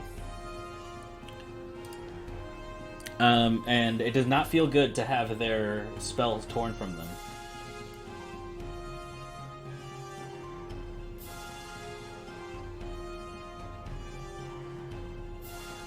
Do something about it. Gosh darn it. I'm gonna get this all resolved and they're gonna be like, you killed one of ours. Why does it? For some reason, this feels like that video. That girl was like getting up in another girl's face, and the girl's like, "Get off my property!" And she's like, "What are you gonna do about it?" And then the girl who was like the recipient of the anger went and got a shovel, and immediately that girl was like, "No, wait, hold on, we're good." All right, you can see that they slam the staff into the ground, and from the ground, this kind of energy travels up to the staff, to the point of it, and you can see them suddenly stomp their foot out in front of them and hold the staff out, and the result is this shattering noise that it completely breaks apart the crystal that you are standing on. I need you to make a Constitution saving throw with disadvantage as they over-channel their spell. Okay.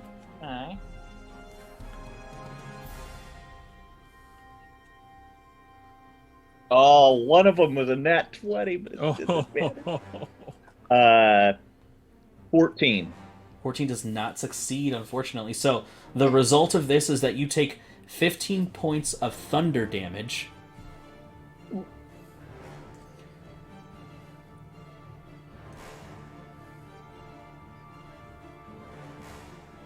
Nine points of damage from the fall.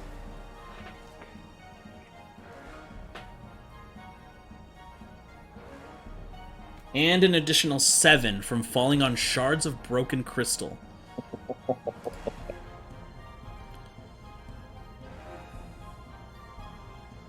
All right. That is their turn. And this all is deleted as they break the crystal from beneath your feet. That is their turn. It is now Presea's turn. She's just going to phase step down. And she's going to ask you, Kwanseng. Oh, Kwanseng's not here. He had Tokyo for dinner, so he had to take a really quick break. Ah. He lacks a gallbladder, so sometimes these things come up very quickly. Sure. Okay, so you're Kwanseng then, Dane. Or Tyler. Okay. She goes, Kwanseng, should I heal this person? I gotta get my Kwanseng pants on. Yes, I think that would be a good idea. A show of good faith. Alright, so she steps up and she casts Cure Wounds at 5th level here. That's 5d8 plus that. 19 points of damage. Or healing, sorry. Plus 19. Should I heal this person? Yes. Die! I did heal them. They're no longer in pain. As it comes to, let's see, the monk, this monk over here's turn, and they're gonna just run up and help their friend. Balefire, it's now your turn. You heard Kwanseng say this. Okay. Eric is also in my line of sight. That's true. Yes, he is. Actually, hold on. Let's see. It's dim. Yeah, it's dim light, so you can see him fighting. There's not a very clear picture, but you can get the idea of what's going on. Okay. So I am going to...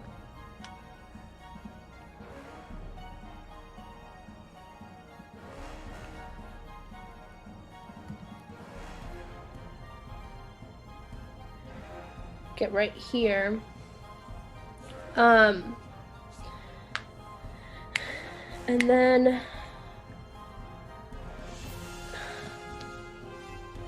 Can I double dash and still say something? Yeah. I mean, you can say something, but in order for there to be a roll, you need to use your action. Okay, I'm just gonna use message. Okay. And I point to Eric using my cantrip, and I say,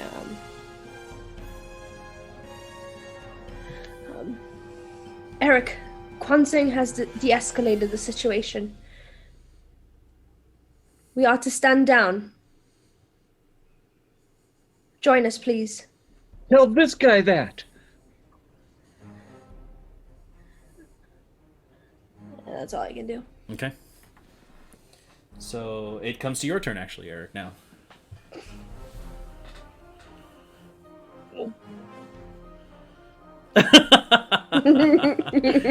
You're laying in a pile of broken shards of amethyst, and a lot of them are kind of sticking out of your side from breaking your fall. Your hands are covered in cuts as well.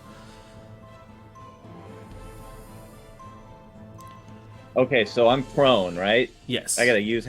Ugh. I have essentially no movement whatsoever. No.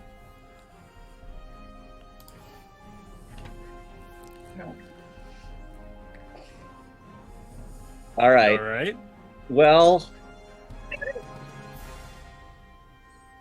what Eric wants to do goes against what his friend just told him to do, and it's like, oh.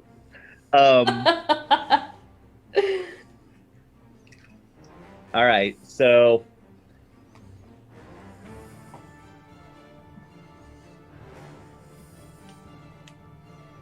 how big is this thing? Hang on, I gotta look up a spell real fast. 20 foot, that's huge. All right.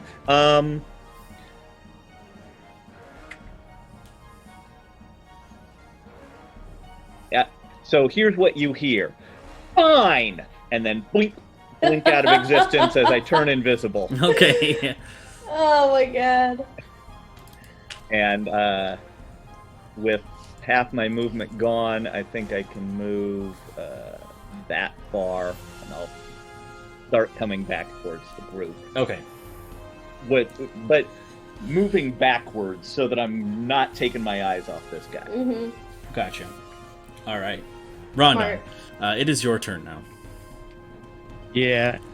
So as I witnessed Persea heal up one of these guys, and I'm just like, okay, I guess we're doing that now. And I'll just kind of get out of my giant form and just kind of disengage. And I guess move a little bit closer to everyone. Perfect. And it would come back to Kwansang's turn. Tyler, go ahead.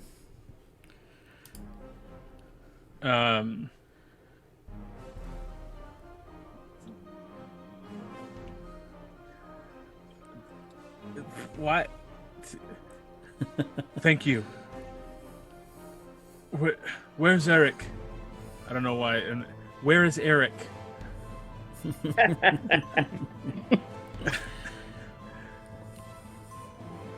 Where is your mage friend?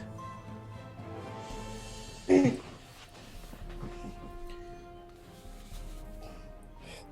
right. Is that your turn? Unless Drew comes back and says otherwise, sure. Okay.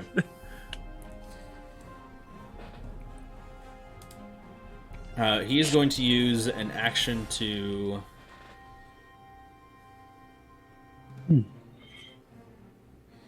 He will also cast Message.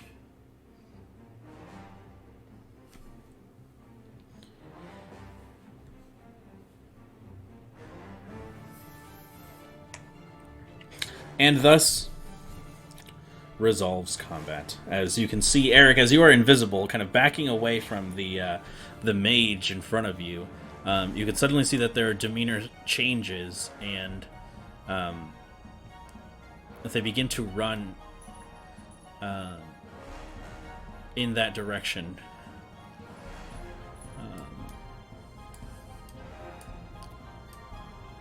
They inadvertently bump into you at that time, as they begin to make their way down, and this is where we'll take our break here. All right. So, let's Good work, Drew. do what 11:25. Does that work for everyone? 25 works for me. 25. Okay, so we shall return then and resolve what is to come. All right. See you back then, everybody. Real quick, a word from our sponsors. Midway switch. That's the sound it makes. See you soon, everyone. And welcome back. We have returned Yes, we have. with a Drew. Back How you feeling, buddy? like $1,000,000. Empty. Me too. God. Did he freeze? No. Oh, for sure thought you froze. Yeah. I was trying to will just a single tear, but it wasn't coming. All right, so kind of bringing us back in.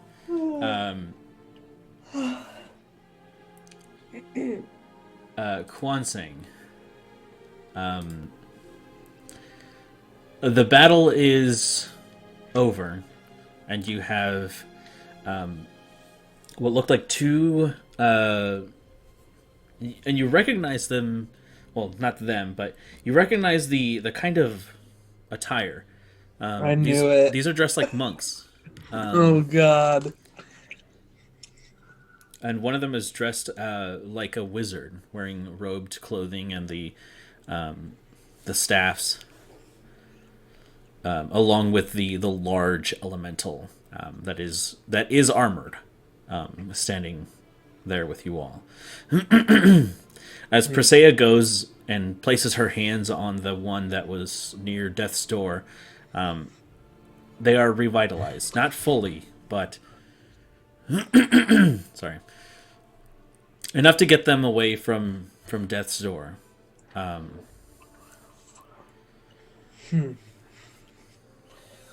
So I'm gonna walk over and to the ones dressed like monks, Mhm. and I'm going to take out my bag of sand. I'm gonna put just a little bit in my hands, and I'm gonna kind of reach for their hands. Yeah. My eyes! Get wrecked. And then I put a little bit in both of their hands, and I say, "From the Mount of the Serpent Flower."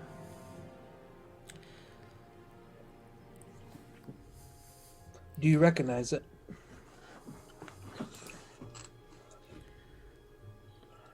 They speak back in Primordial, and they say, one of them says, "No, we have never left this cave." You can see them clench their fist very hard, and something flashes in the palm of their hand, and as they lax their hand, you can see this tiny ball of condensed sand formed into their palm. That's cool. Ah, so you guys are like little glass makers.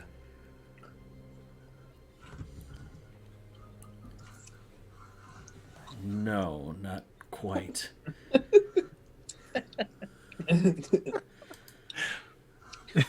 They start battle again just because of that. Yeah, you know what? Kill Screw you, him! buddy. Yeah. Bum bum bum bum ba-da-da. Right. So, how long have you been down here? You say your whole lives. Is that a long time? Forgive me for this, but what interest do you have in these questions? Why have you come here? Why do you need to speak to Uldred? I only asked the questions because you were robes like me, ones that monks would wear. It was just interest. We were sent by the Spider 3 Queen to speak with Uldred on behalf of the people, or rather her, of, I forget that city. Make a persuasion check. This isn't exactly deception, but that's not the whole story. Right. I'm being careful. Mm-hmm.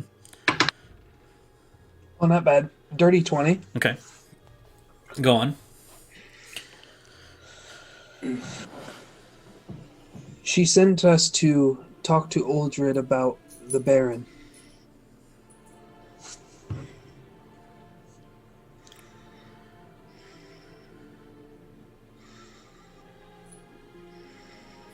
And what do you need with the Baron?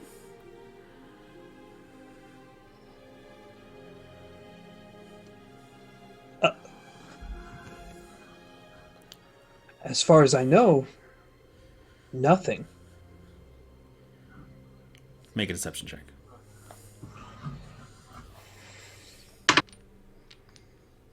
$16? Okay. Balls, I hope she rolled low. Or he rolled low.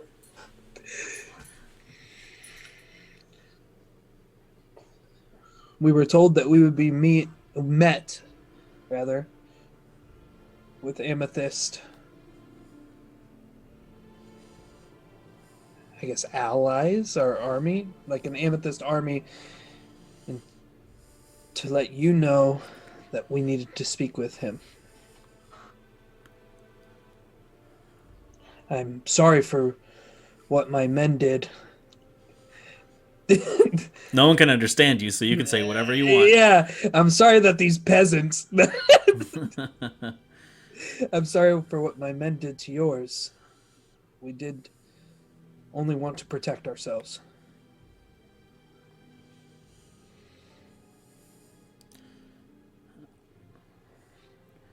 I thank you for sparing me, but we are under strict orders to attack any adventurers or outsiders. Understandably so. This is your home.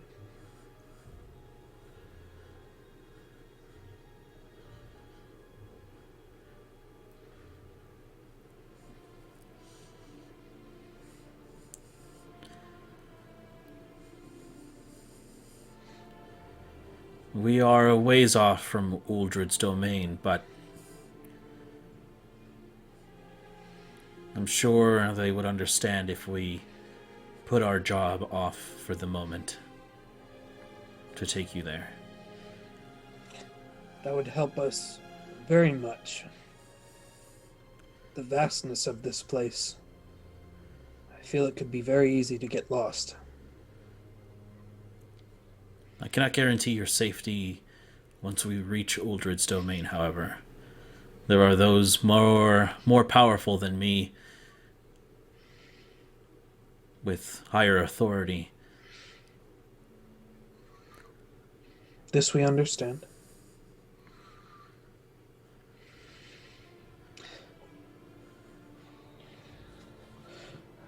Should we take a brief rest? It seems everybody here was hurt at least somewhat. Thanks for making sure he didn't stomp on me. And I look up to the big beast. A lot of power in that body, it seems. Yes, he is of Uldred's creation, but they listen to us. They help with the spread of Uldred's influence.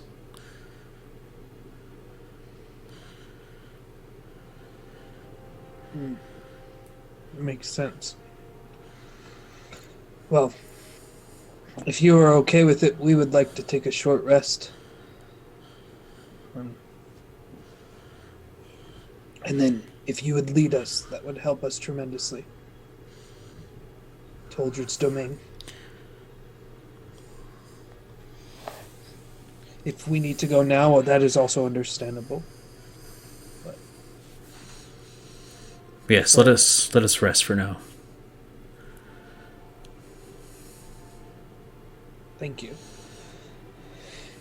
And I turn to them in common and I say, our allies here are going to take us to see the Amethyst Dragon Uldred. It's impressive, Constance. Sorry. Did you tell them? Did you say sell or tell? What did you Tell. tell them? I told them that the three queen spider, that I forget her name, so I just keep calling her the three queen spider. The three queen spider wanted us to talk with Uldred. Projekt. Kerchak one. Kerchak. Yes, I remember Eric. now. As Quansing and Dane are talking there, I want to pay attention to the Dragonborn and see if they understand Common, since I don't think we've heard them speak Common. Do they appear to be listening and understanding? Go ahead and make an insight check.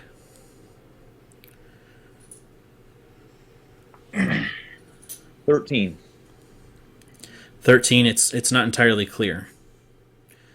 They appear to be minding their own business.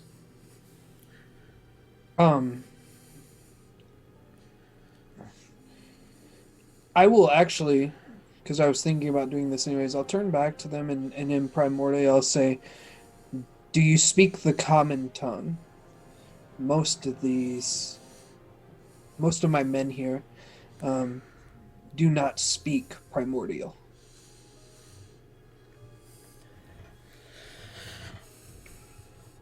No, we do not speak the common tongue, though we are versed in Draconic. Can I do an insight check to see if he's lying? Sure. Natural 20. Nat 20. Seems forthright. Okay. Perfect. I'll turn to them and I'll say, they do not speak common. Still be choice in your words.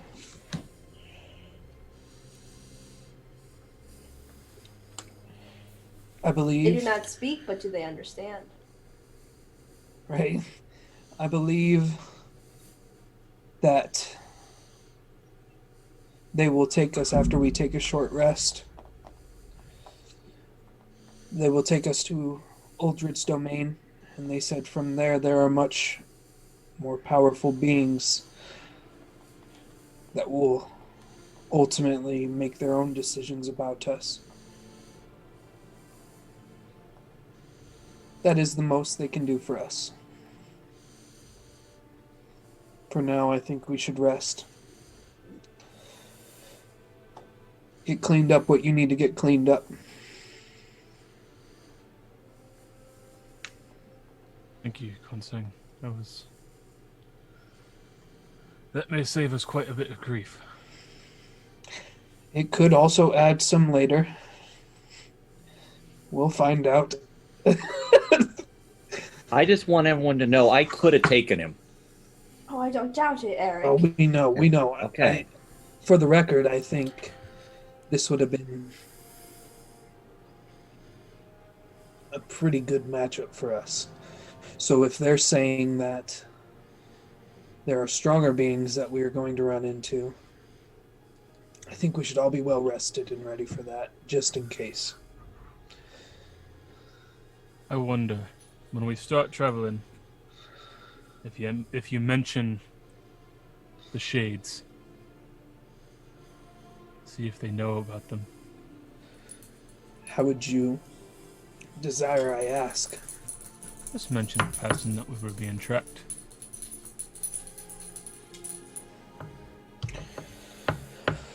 Okay.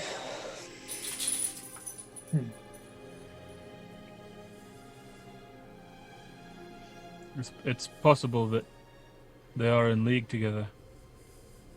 It's also possible that Shades are just another faction.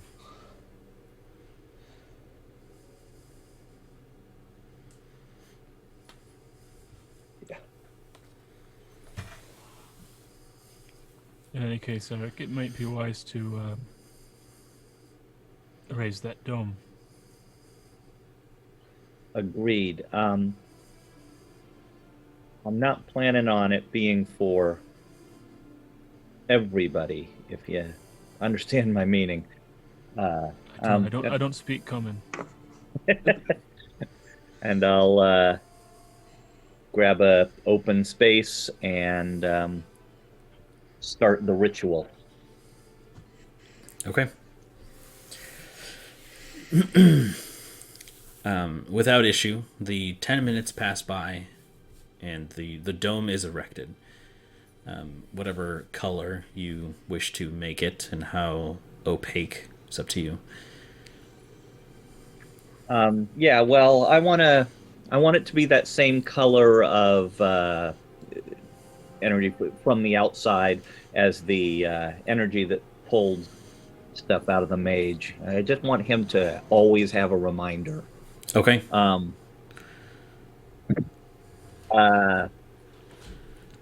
And I can change the transparency kind of at will, right? Yeah, I think so. Okay. So at the beginning here, it's really just sort of a translucent, like thin stained glass. Sure.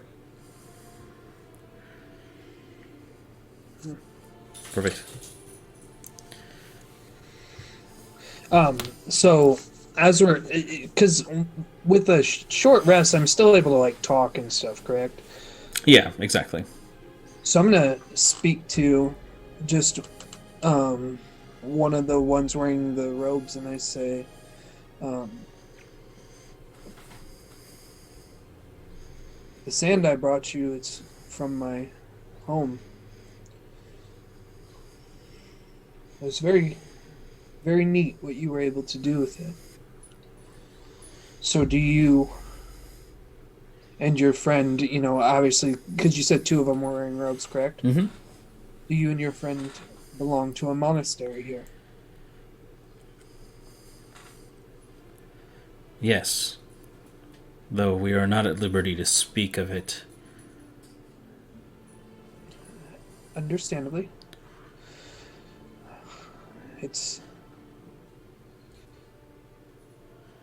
Some things are better left private.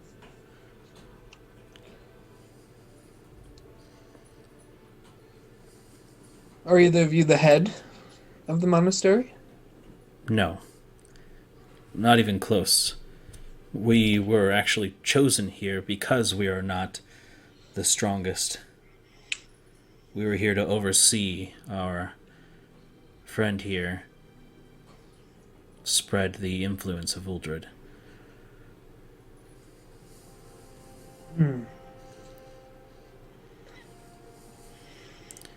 It's very beautiful what Uldred has done down here.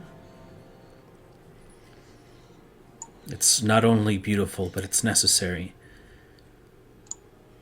I'm sorry for saying this, but your presence here can only end in more deaths. What do you mean?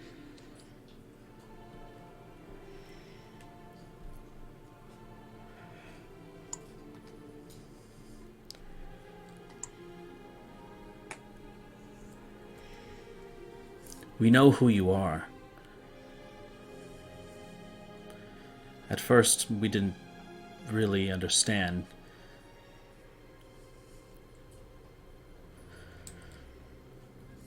But your faces are all over Uldred's domain. To kill on sight. And yet, you haven't. Because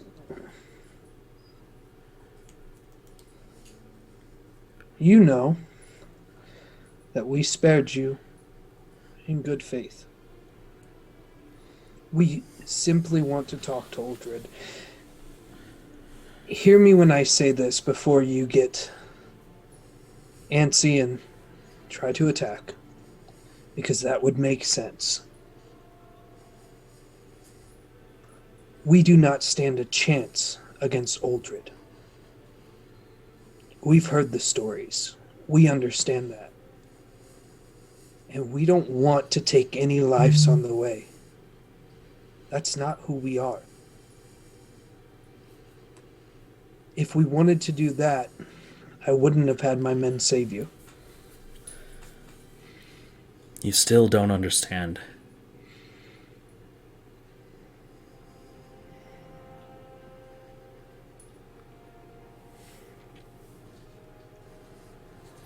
There can be no way to compromise without...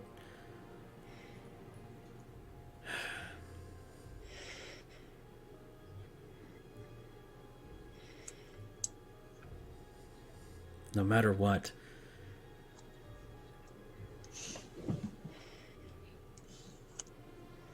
It'll end in either one of your deaths.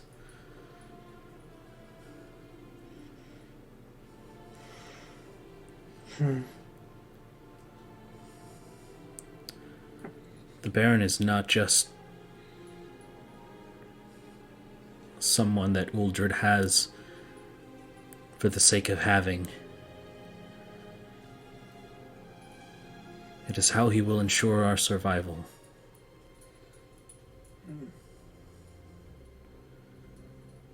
That's your hope. To survive. I get it. I watched an entire race. Rather heard the stories of an entire race who fled into hiding to survive.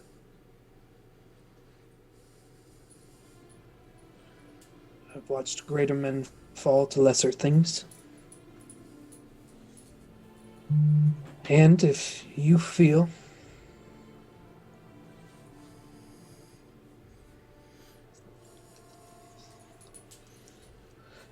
like a fight is what you need to do, I understand. Please understand, though, we do not want to hurt you. And if you see our posters here, and you see these things that say to kill on sight, then you understand that we, in some way, are a threat. I do not want this to end in blood.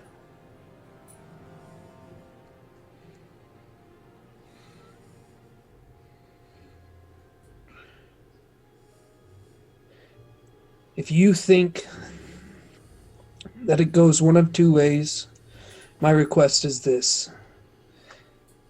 Let it not start with you. Ensure your survival. Because if your hand raises and a spell or an attack happens, following that, I can do nothing for you.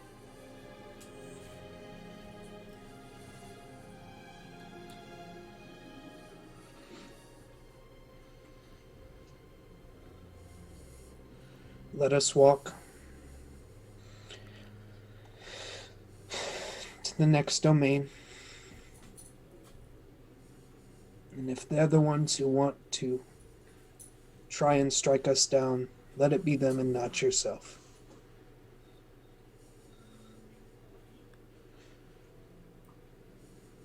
If there is a way to both help the Baron and help Uldred to preserve his people, we will see to it. And we will do our best to find that.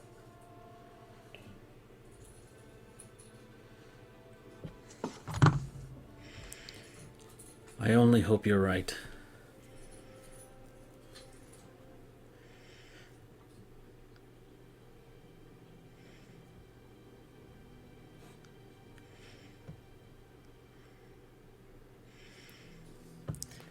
should get some rest. Likewise.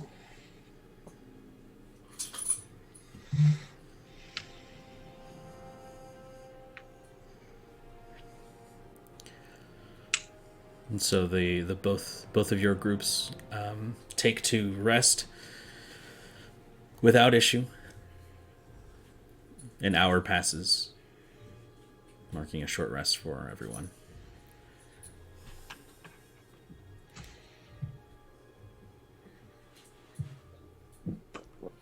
Does our max HP from breakfast, that lasts until the long rest, right? That's right.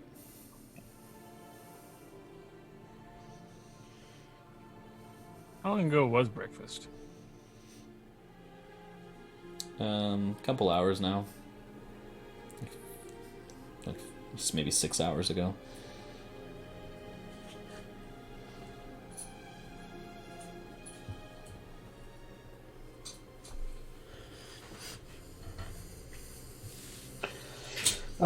I will talk to the team in common, and I'll say he'll likely try to attack us. He knows who we are. I tried to talk him down and help him understand that we do not want their blood on our hands. But he seems to believe that this only ends in one of two ways, and that's us dying or his entire people dying. Uldred has them convinced that the Baron is the only way to preserve the Amethyst agenda. How? What purpose does the Baron serve? Somehow he is their life force, I suppose. I'm assuming, if what we heard before, him being able to maintain the crystals in his body is given Uldred the power to maintain this people.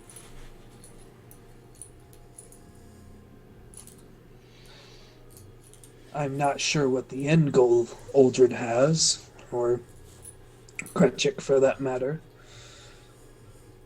But I can understand trying to fight to save your people. Of course. Down here, we are the bad guys. We are the evil ones. We're the ones who are trying to strip them of their home.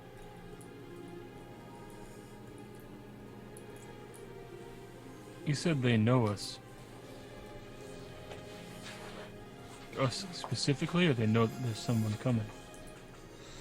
Sounds like us specifically. How, I don't know. But the short answer is be ready to fight these people here. Always. Thank you for calming the situation, Kwansang. Yeah. For now, that's enough. In a short bit, it might not be. My request to all of you is that if you have to kill them, leave them their dignity. Kill them quickly.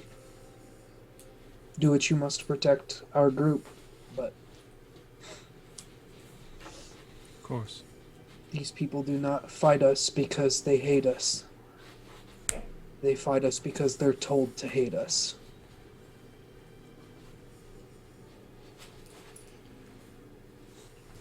The question stands then. What do we say when we get there?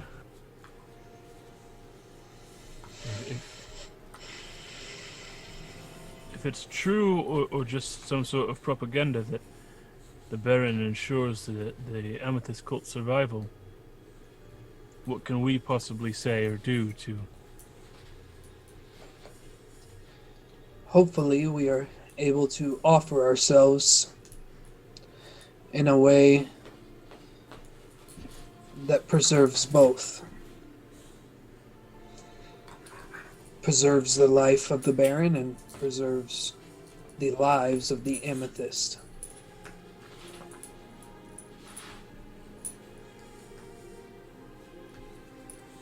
Uldred either really loves his people or he needs them for something bigger. I think we need to try to understand what purpose exactly the Baron serves. I can ask them. That may be useful information if you get a chance. Yeah. When they wake, I'll ask them one more question and see what they decide. If you see them spring into action, have yourselves ready to attack. Of course. And unless anybody else has anything, I'm okay with the short rest. Yeah.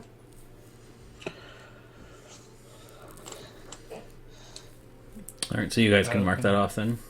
Yep. If you haven't already.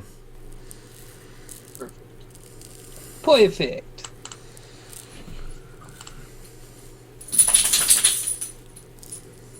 What was that? That was Kima? Kima, yeah. Yeah, shaking her head or something. Mm-hmm. That's awesome.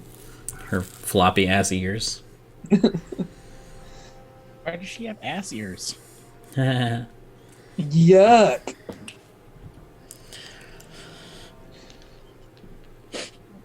All right, so the hour passes. They seem well and ready to go. When they stand up, I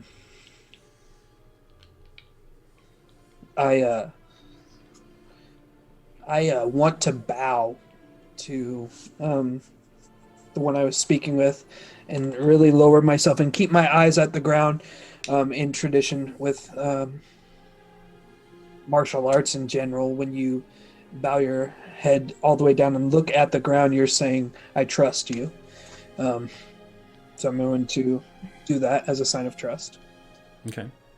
And then after a couple seconds, if nothing happens, lift my head back up. And then I will talk to him and I will say, have you made your decision?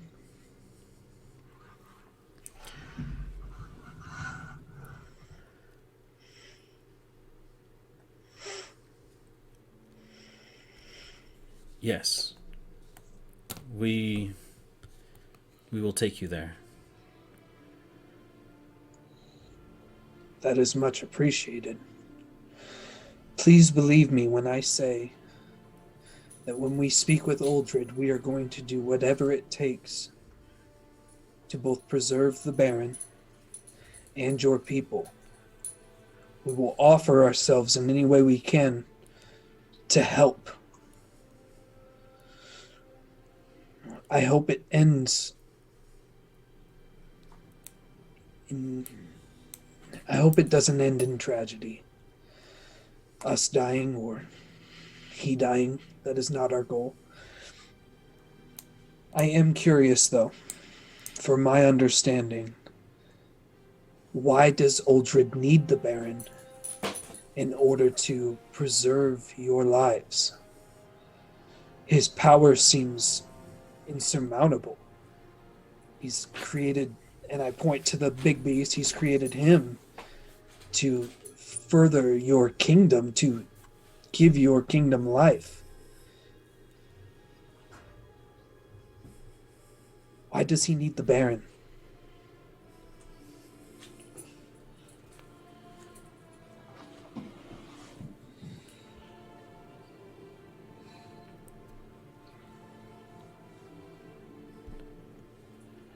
Because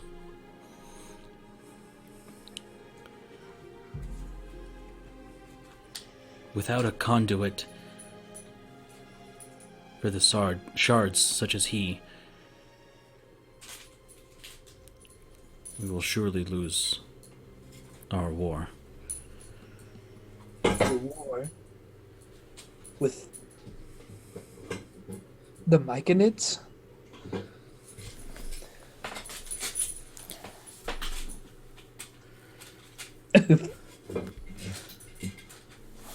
He throws his giant creature a crystal stick to fetch.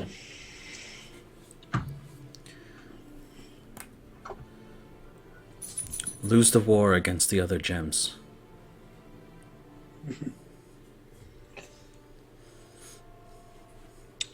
And more importantly,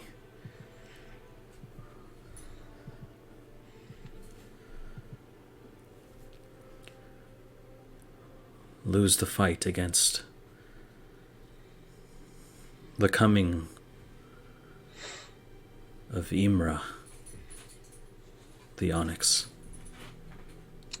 I, in common, say Imra the Onyx. Somebody write that down.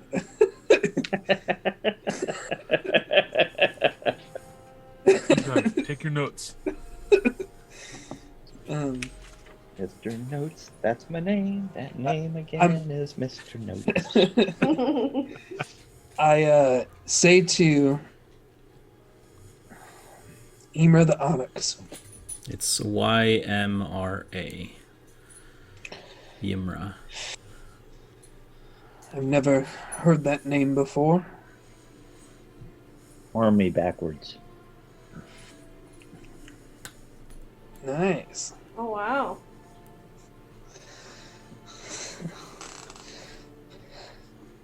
I've never heard that name before.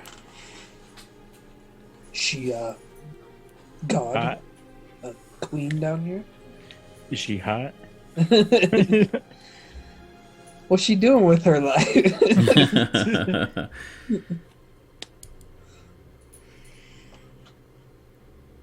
A bit of knowledge that has been lost to the ages. Imra was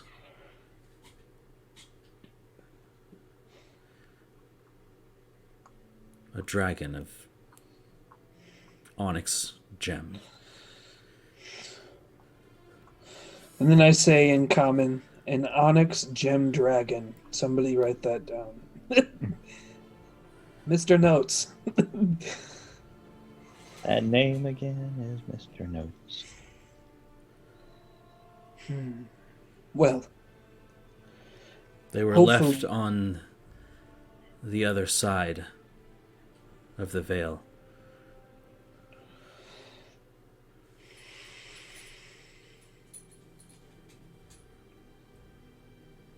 somebody stuck has a vengeance.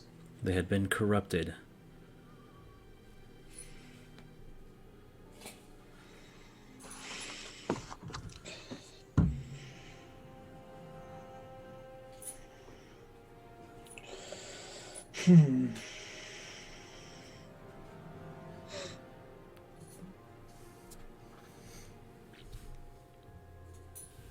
Even before the barrier shattered, Uldred knew that their coming was near.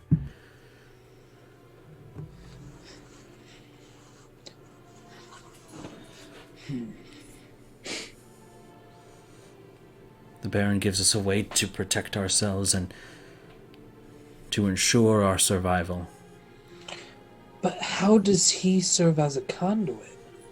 Is there not a tool that can hold these shards? Or something that can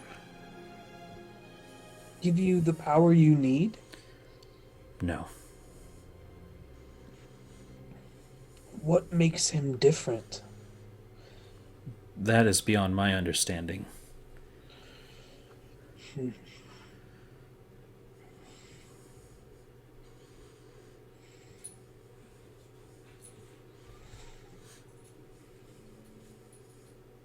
I'm so sorry that war has turned your people to be fearful of all of this. I'm sorry that people cannot live together in peace.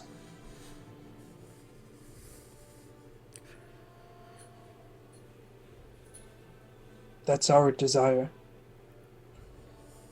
is to bring peace.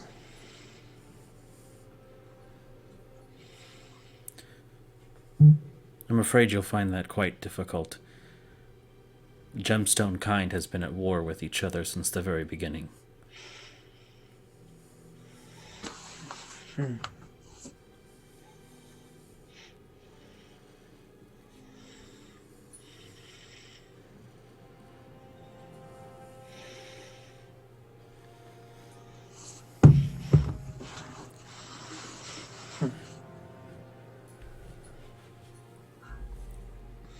I understand. So, be honest with me at least on this. Getting to Uldred. I'd like it a lot if we didn't have to spare innocent blood, much like yourself. Is there a faster way? A way that we can avoid those who would seek to harm us? Not everybody will understand the way you do. We just want to talk to him.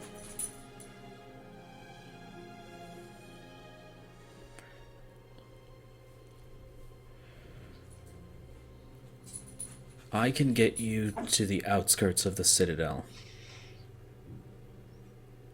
But the sooner that you're out of our hands, the sooner I can get back to doing what I was told to do without getting involved in this. I understand. I will not raise the alarm, but you're on your own.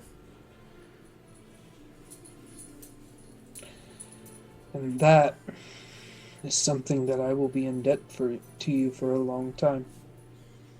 What was your name? I'd prefer not to give it, if you don't mind. I don't mind. But I hope to someday tell this story of the Amethyst Dragonborn who helped bring peace.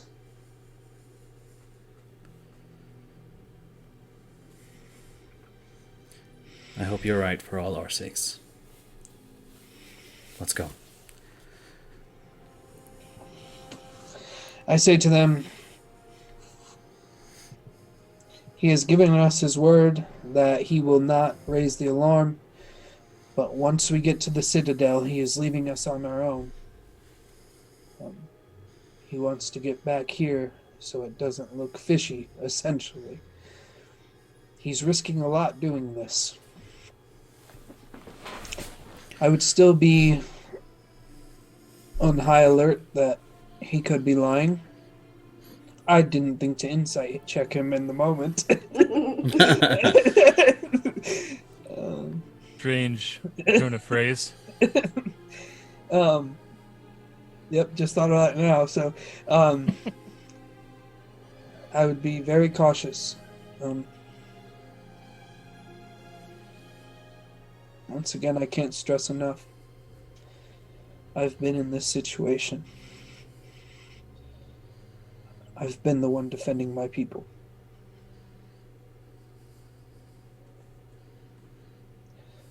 Let's press forward and get to the Citadel. One step closer. Oh, and Dane. Aye. The purpose for the Baron is power. He's a conduit. Someone who will help them fight the ever-growing war amongst all the other gems. The name I told you to write down, Eric. Notesman McGee.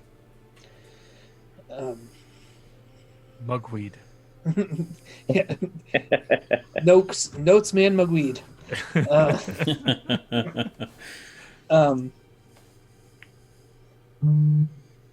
She is somebody who was trapped behind the veil. And the amethyst believe she has been waiting to get out before the veil even had the issues it has now. That she will come back. And she will attack. And I take a deep breath and I go, I just feel like this is bigger than all of us. Maybe someday when we're level 20. And then I press forward. That does raise the question. I look back. I was sent here for this Baron on an errand that may be beyond us. We don't want to leave him to his fate, of course, but what can we say? What can we do? If this is truthful or not, the existence of this race of beings depends on it. I mean, I've got half a dozen arguments in my head for why it'd be better to let him go, but if they're not going to listen, if they're blinded by self-preservation, are we walking to our deaths for nothing?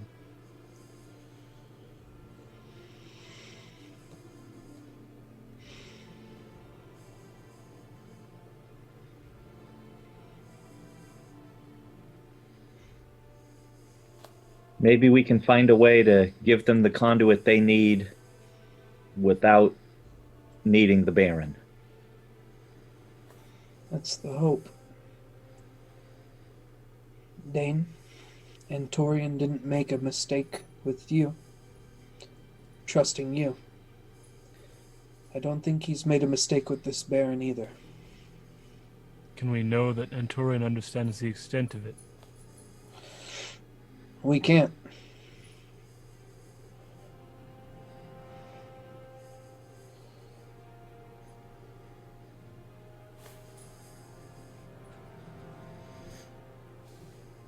The Baron, he is like me. He's got the one shard that he carries that's part of him.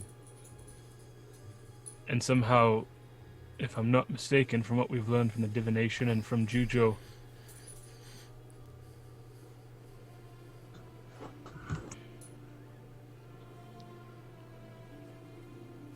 I need to find some incense. I say in Primordial, do either of you have incense? They shake their heads, no. They don't have incense, Dane. Of course not. I should have taken more from that shop. Ouch.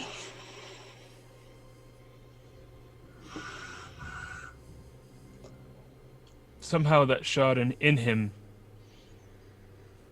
qualifies him as some sort of conduit. What does that leave us as a replacement?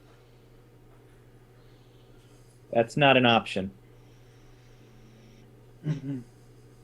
Wait, Dana. So you found out my plan. I was just going to offer you. I'm just. The Baron has 3 shards. You only have 1. Okay, that's basic math. I was willing to sacrifice your life, put it on the line. He's got You have 5. He has 5. Oh, I thought it was 3. Holy crap! Yeah, this is a bad idea. Never mind. I say to them, we're just gonna go back.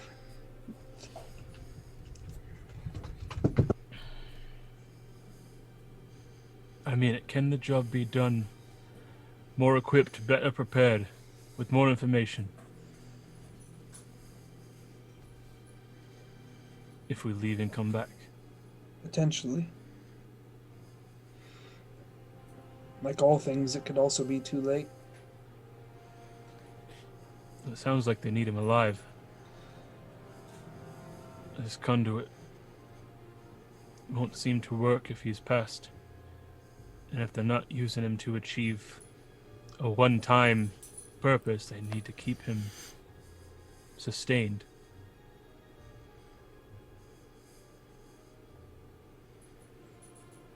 I don't think there's a right answer, so whatever we decide, I'm not going to push back, but I think the question needs to be asked. I think we may be underestimating our abilities.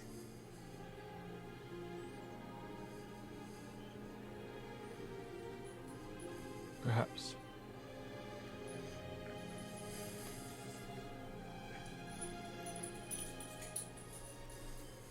We are capable of much more than we give ourselves credit for.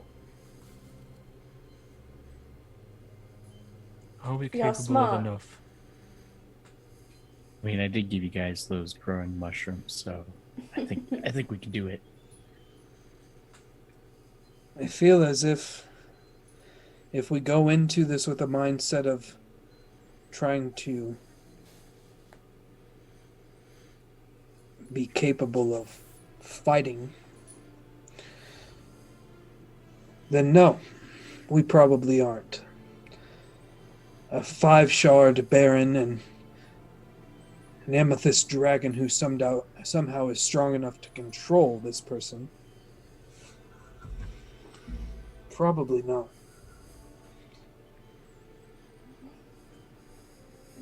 Oh, I was thinking that we're fighting with them. Oh, if you'll allow it. Of course, right now we are an enemy of their people. Right, so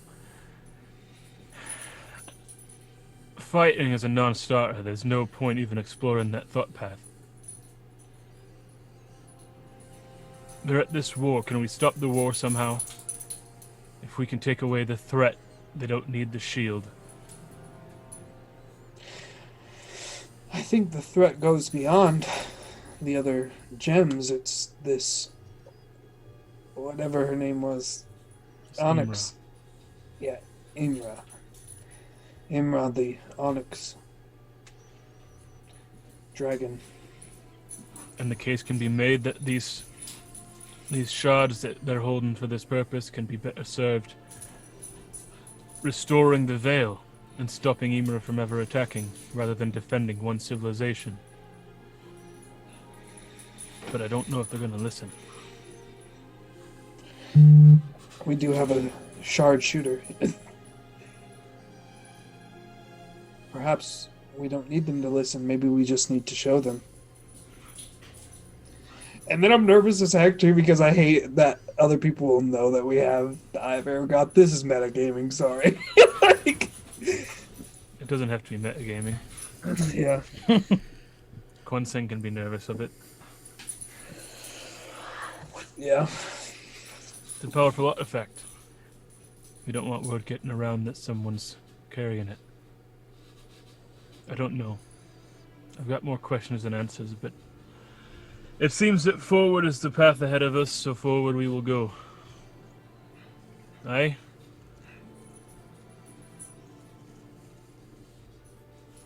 Aye. I will not do this without you. Oh, you couldn't do it without us. I'd still do it without you guys. You can't do anything without me, I'm in your imagination. You can't do anything without me, Dane. And then Dane loses an arm because Rondon imagines it.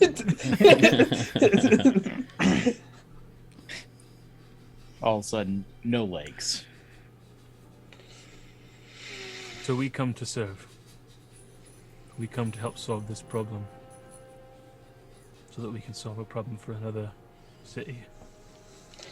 I think that's the only angle that we can come at this. I don't think we'll ever be powerful enough to bring it to a screeching halt.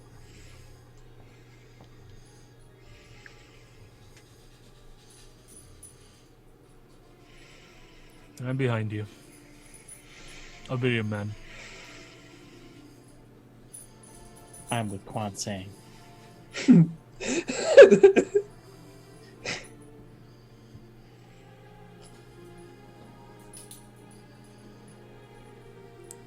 For their people.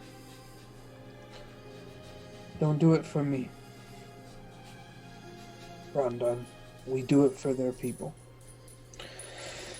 And I turn to the Dragonborn and in Primordial, I say, to the Citadel, please. Lead us. They nod. They begin their march forward This is so nerve-wracking. as you follow close behind. Through their expert knowledge of the Crystaline Cavern, a few hours go by, finding the safest and most direct path that they know saves you what could have been days of travel.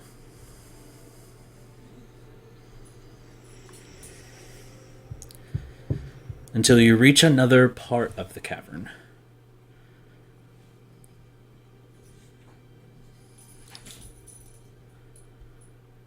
And there before you, as you look out in this impossibly large, nearly 1,000-foot tall cavern of what now is essentially amethyst, before you stands a beautiful amethyst citadel with jutting spires and beautiful purple and pink rock. A column of purple light from its nexus, ascending into the ceiling of this crystal cavern, giving everything around it a sinister tint of pulsing violet.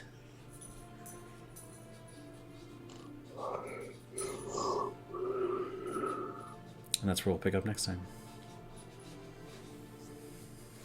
Heck. It's freaking heavy. There's too much going on right now. Oh my god. I hope I don't get us all killed, guys. Sorry. Yeah, it's your fault if we die, so. Mm-hmm.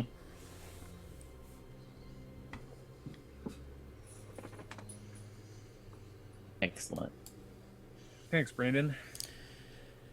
You betcha. Dude, yeah, good session. Once again, diplomacy wins the day. Yeah, that was really good roleplay, Drew. Very good. I honest to God thought he was gonna kill us. I was like, we're gonna go and take this short rest and die. Like, Nah, he's got a family to get home to. He can't be worried with fucking around with you guys. yeah, I was hoping to convince him of that. Like, hey, if we're a big enough threat that Uldred wants to put our face everywhere, then we are too big of a threat for you. Like, And that's what like makes me think that we can do this, because if we're big enough, if he's afraid of us, like there's got to be a reason. yeah, I don't know necessarily that he's afraid of us, just that we become a nuisance. Killing more of his people, like we might be strong enough to take out them guys, but I mean, are we strong enough to take on the Amethyst Dragon himself? Almost certainly not. In my head, at least. But we can talk about more of that offline. Roll the credits. All right, then. Thank you so much for joining us tonight. We've enjoyed having you. Thank you to those who are still here, those who stopped by, and those who watch our VODs after the fact. We appreciate all of you, and it makes us feel good because we like doing this thing. We shall see you in 2 weeks' time to confront Uldred and see what can be done about this new information that you have about the reasoning as to why the Baron is being held. There's a lot more to understand, but a lot has come to light. What choices will our heroes make? How will they come to a compromise? All that and more next time on RNG's The Dark Veil. The Dark Veil. The Dark Veil. Our sponsor tonight was. Short-circuiting light switches. That's the one. Thank you so much, everyone. Have a good night, and have a merry Christmas. tomorrow. Goodbye.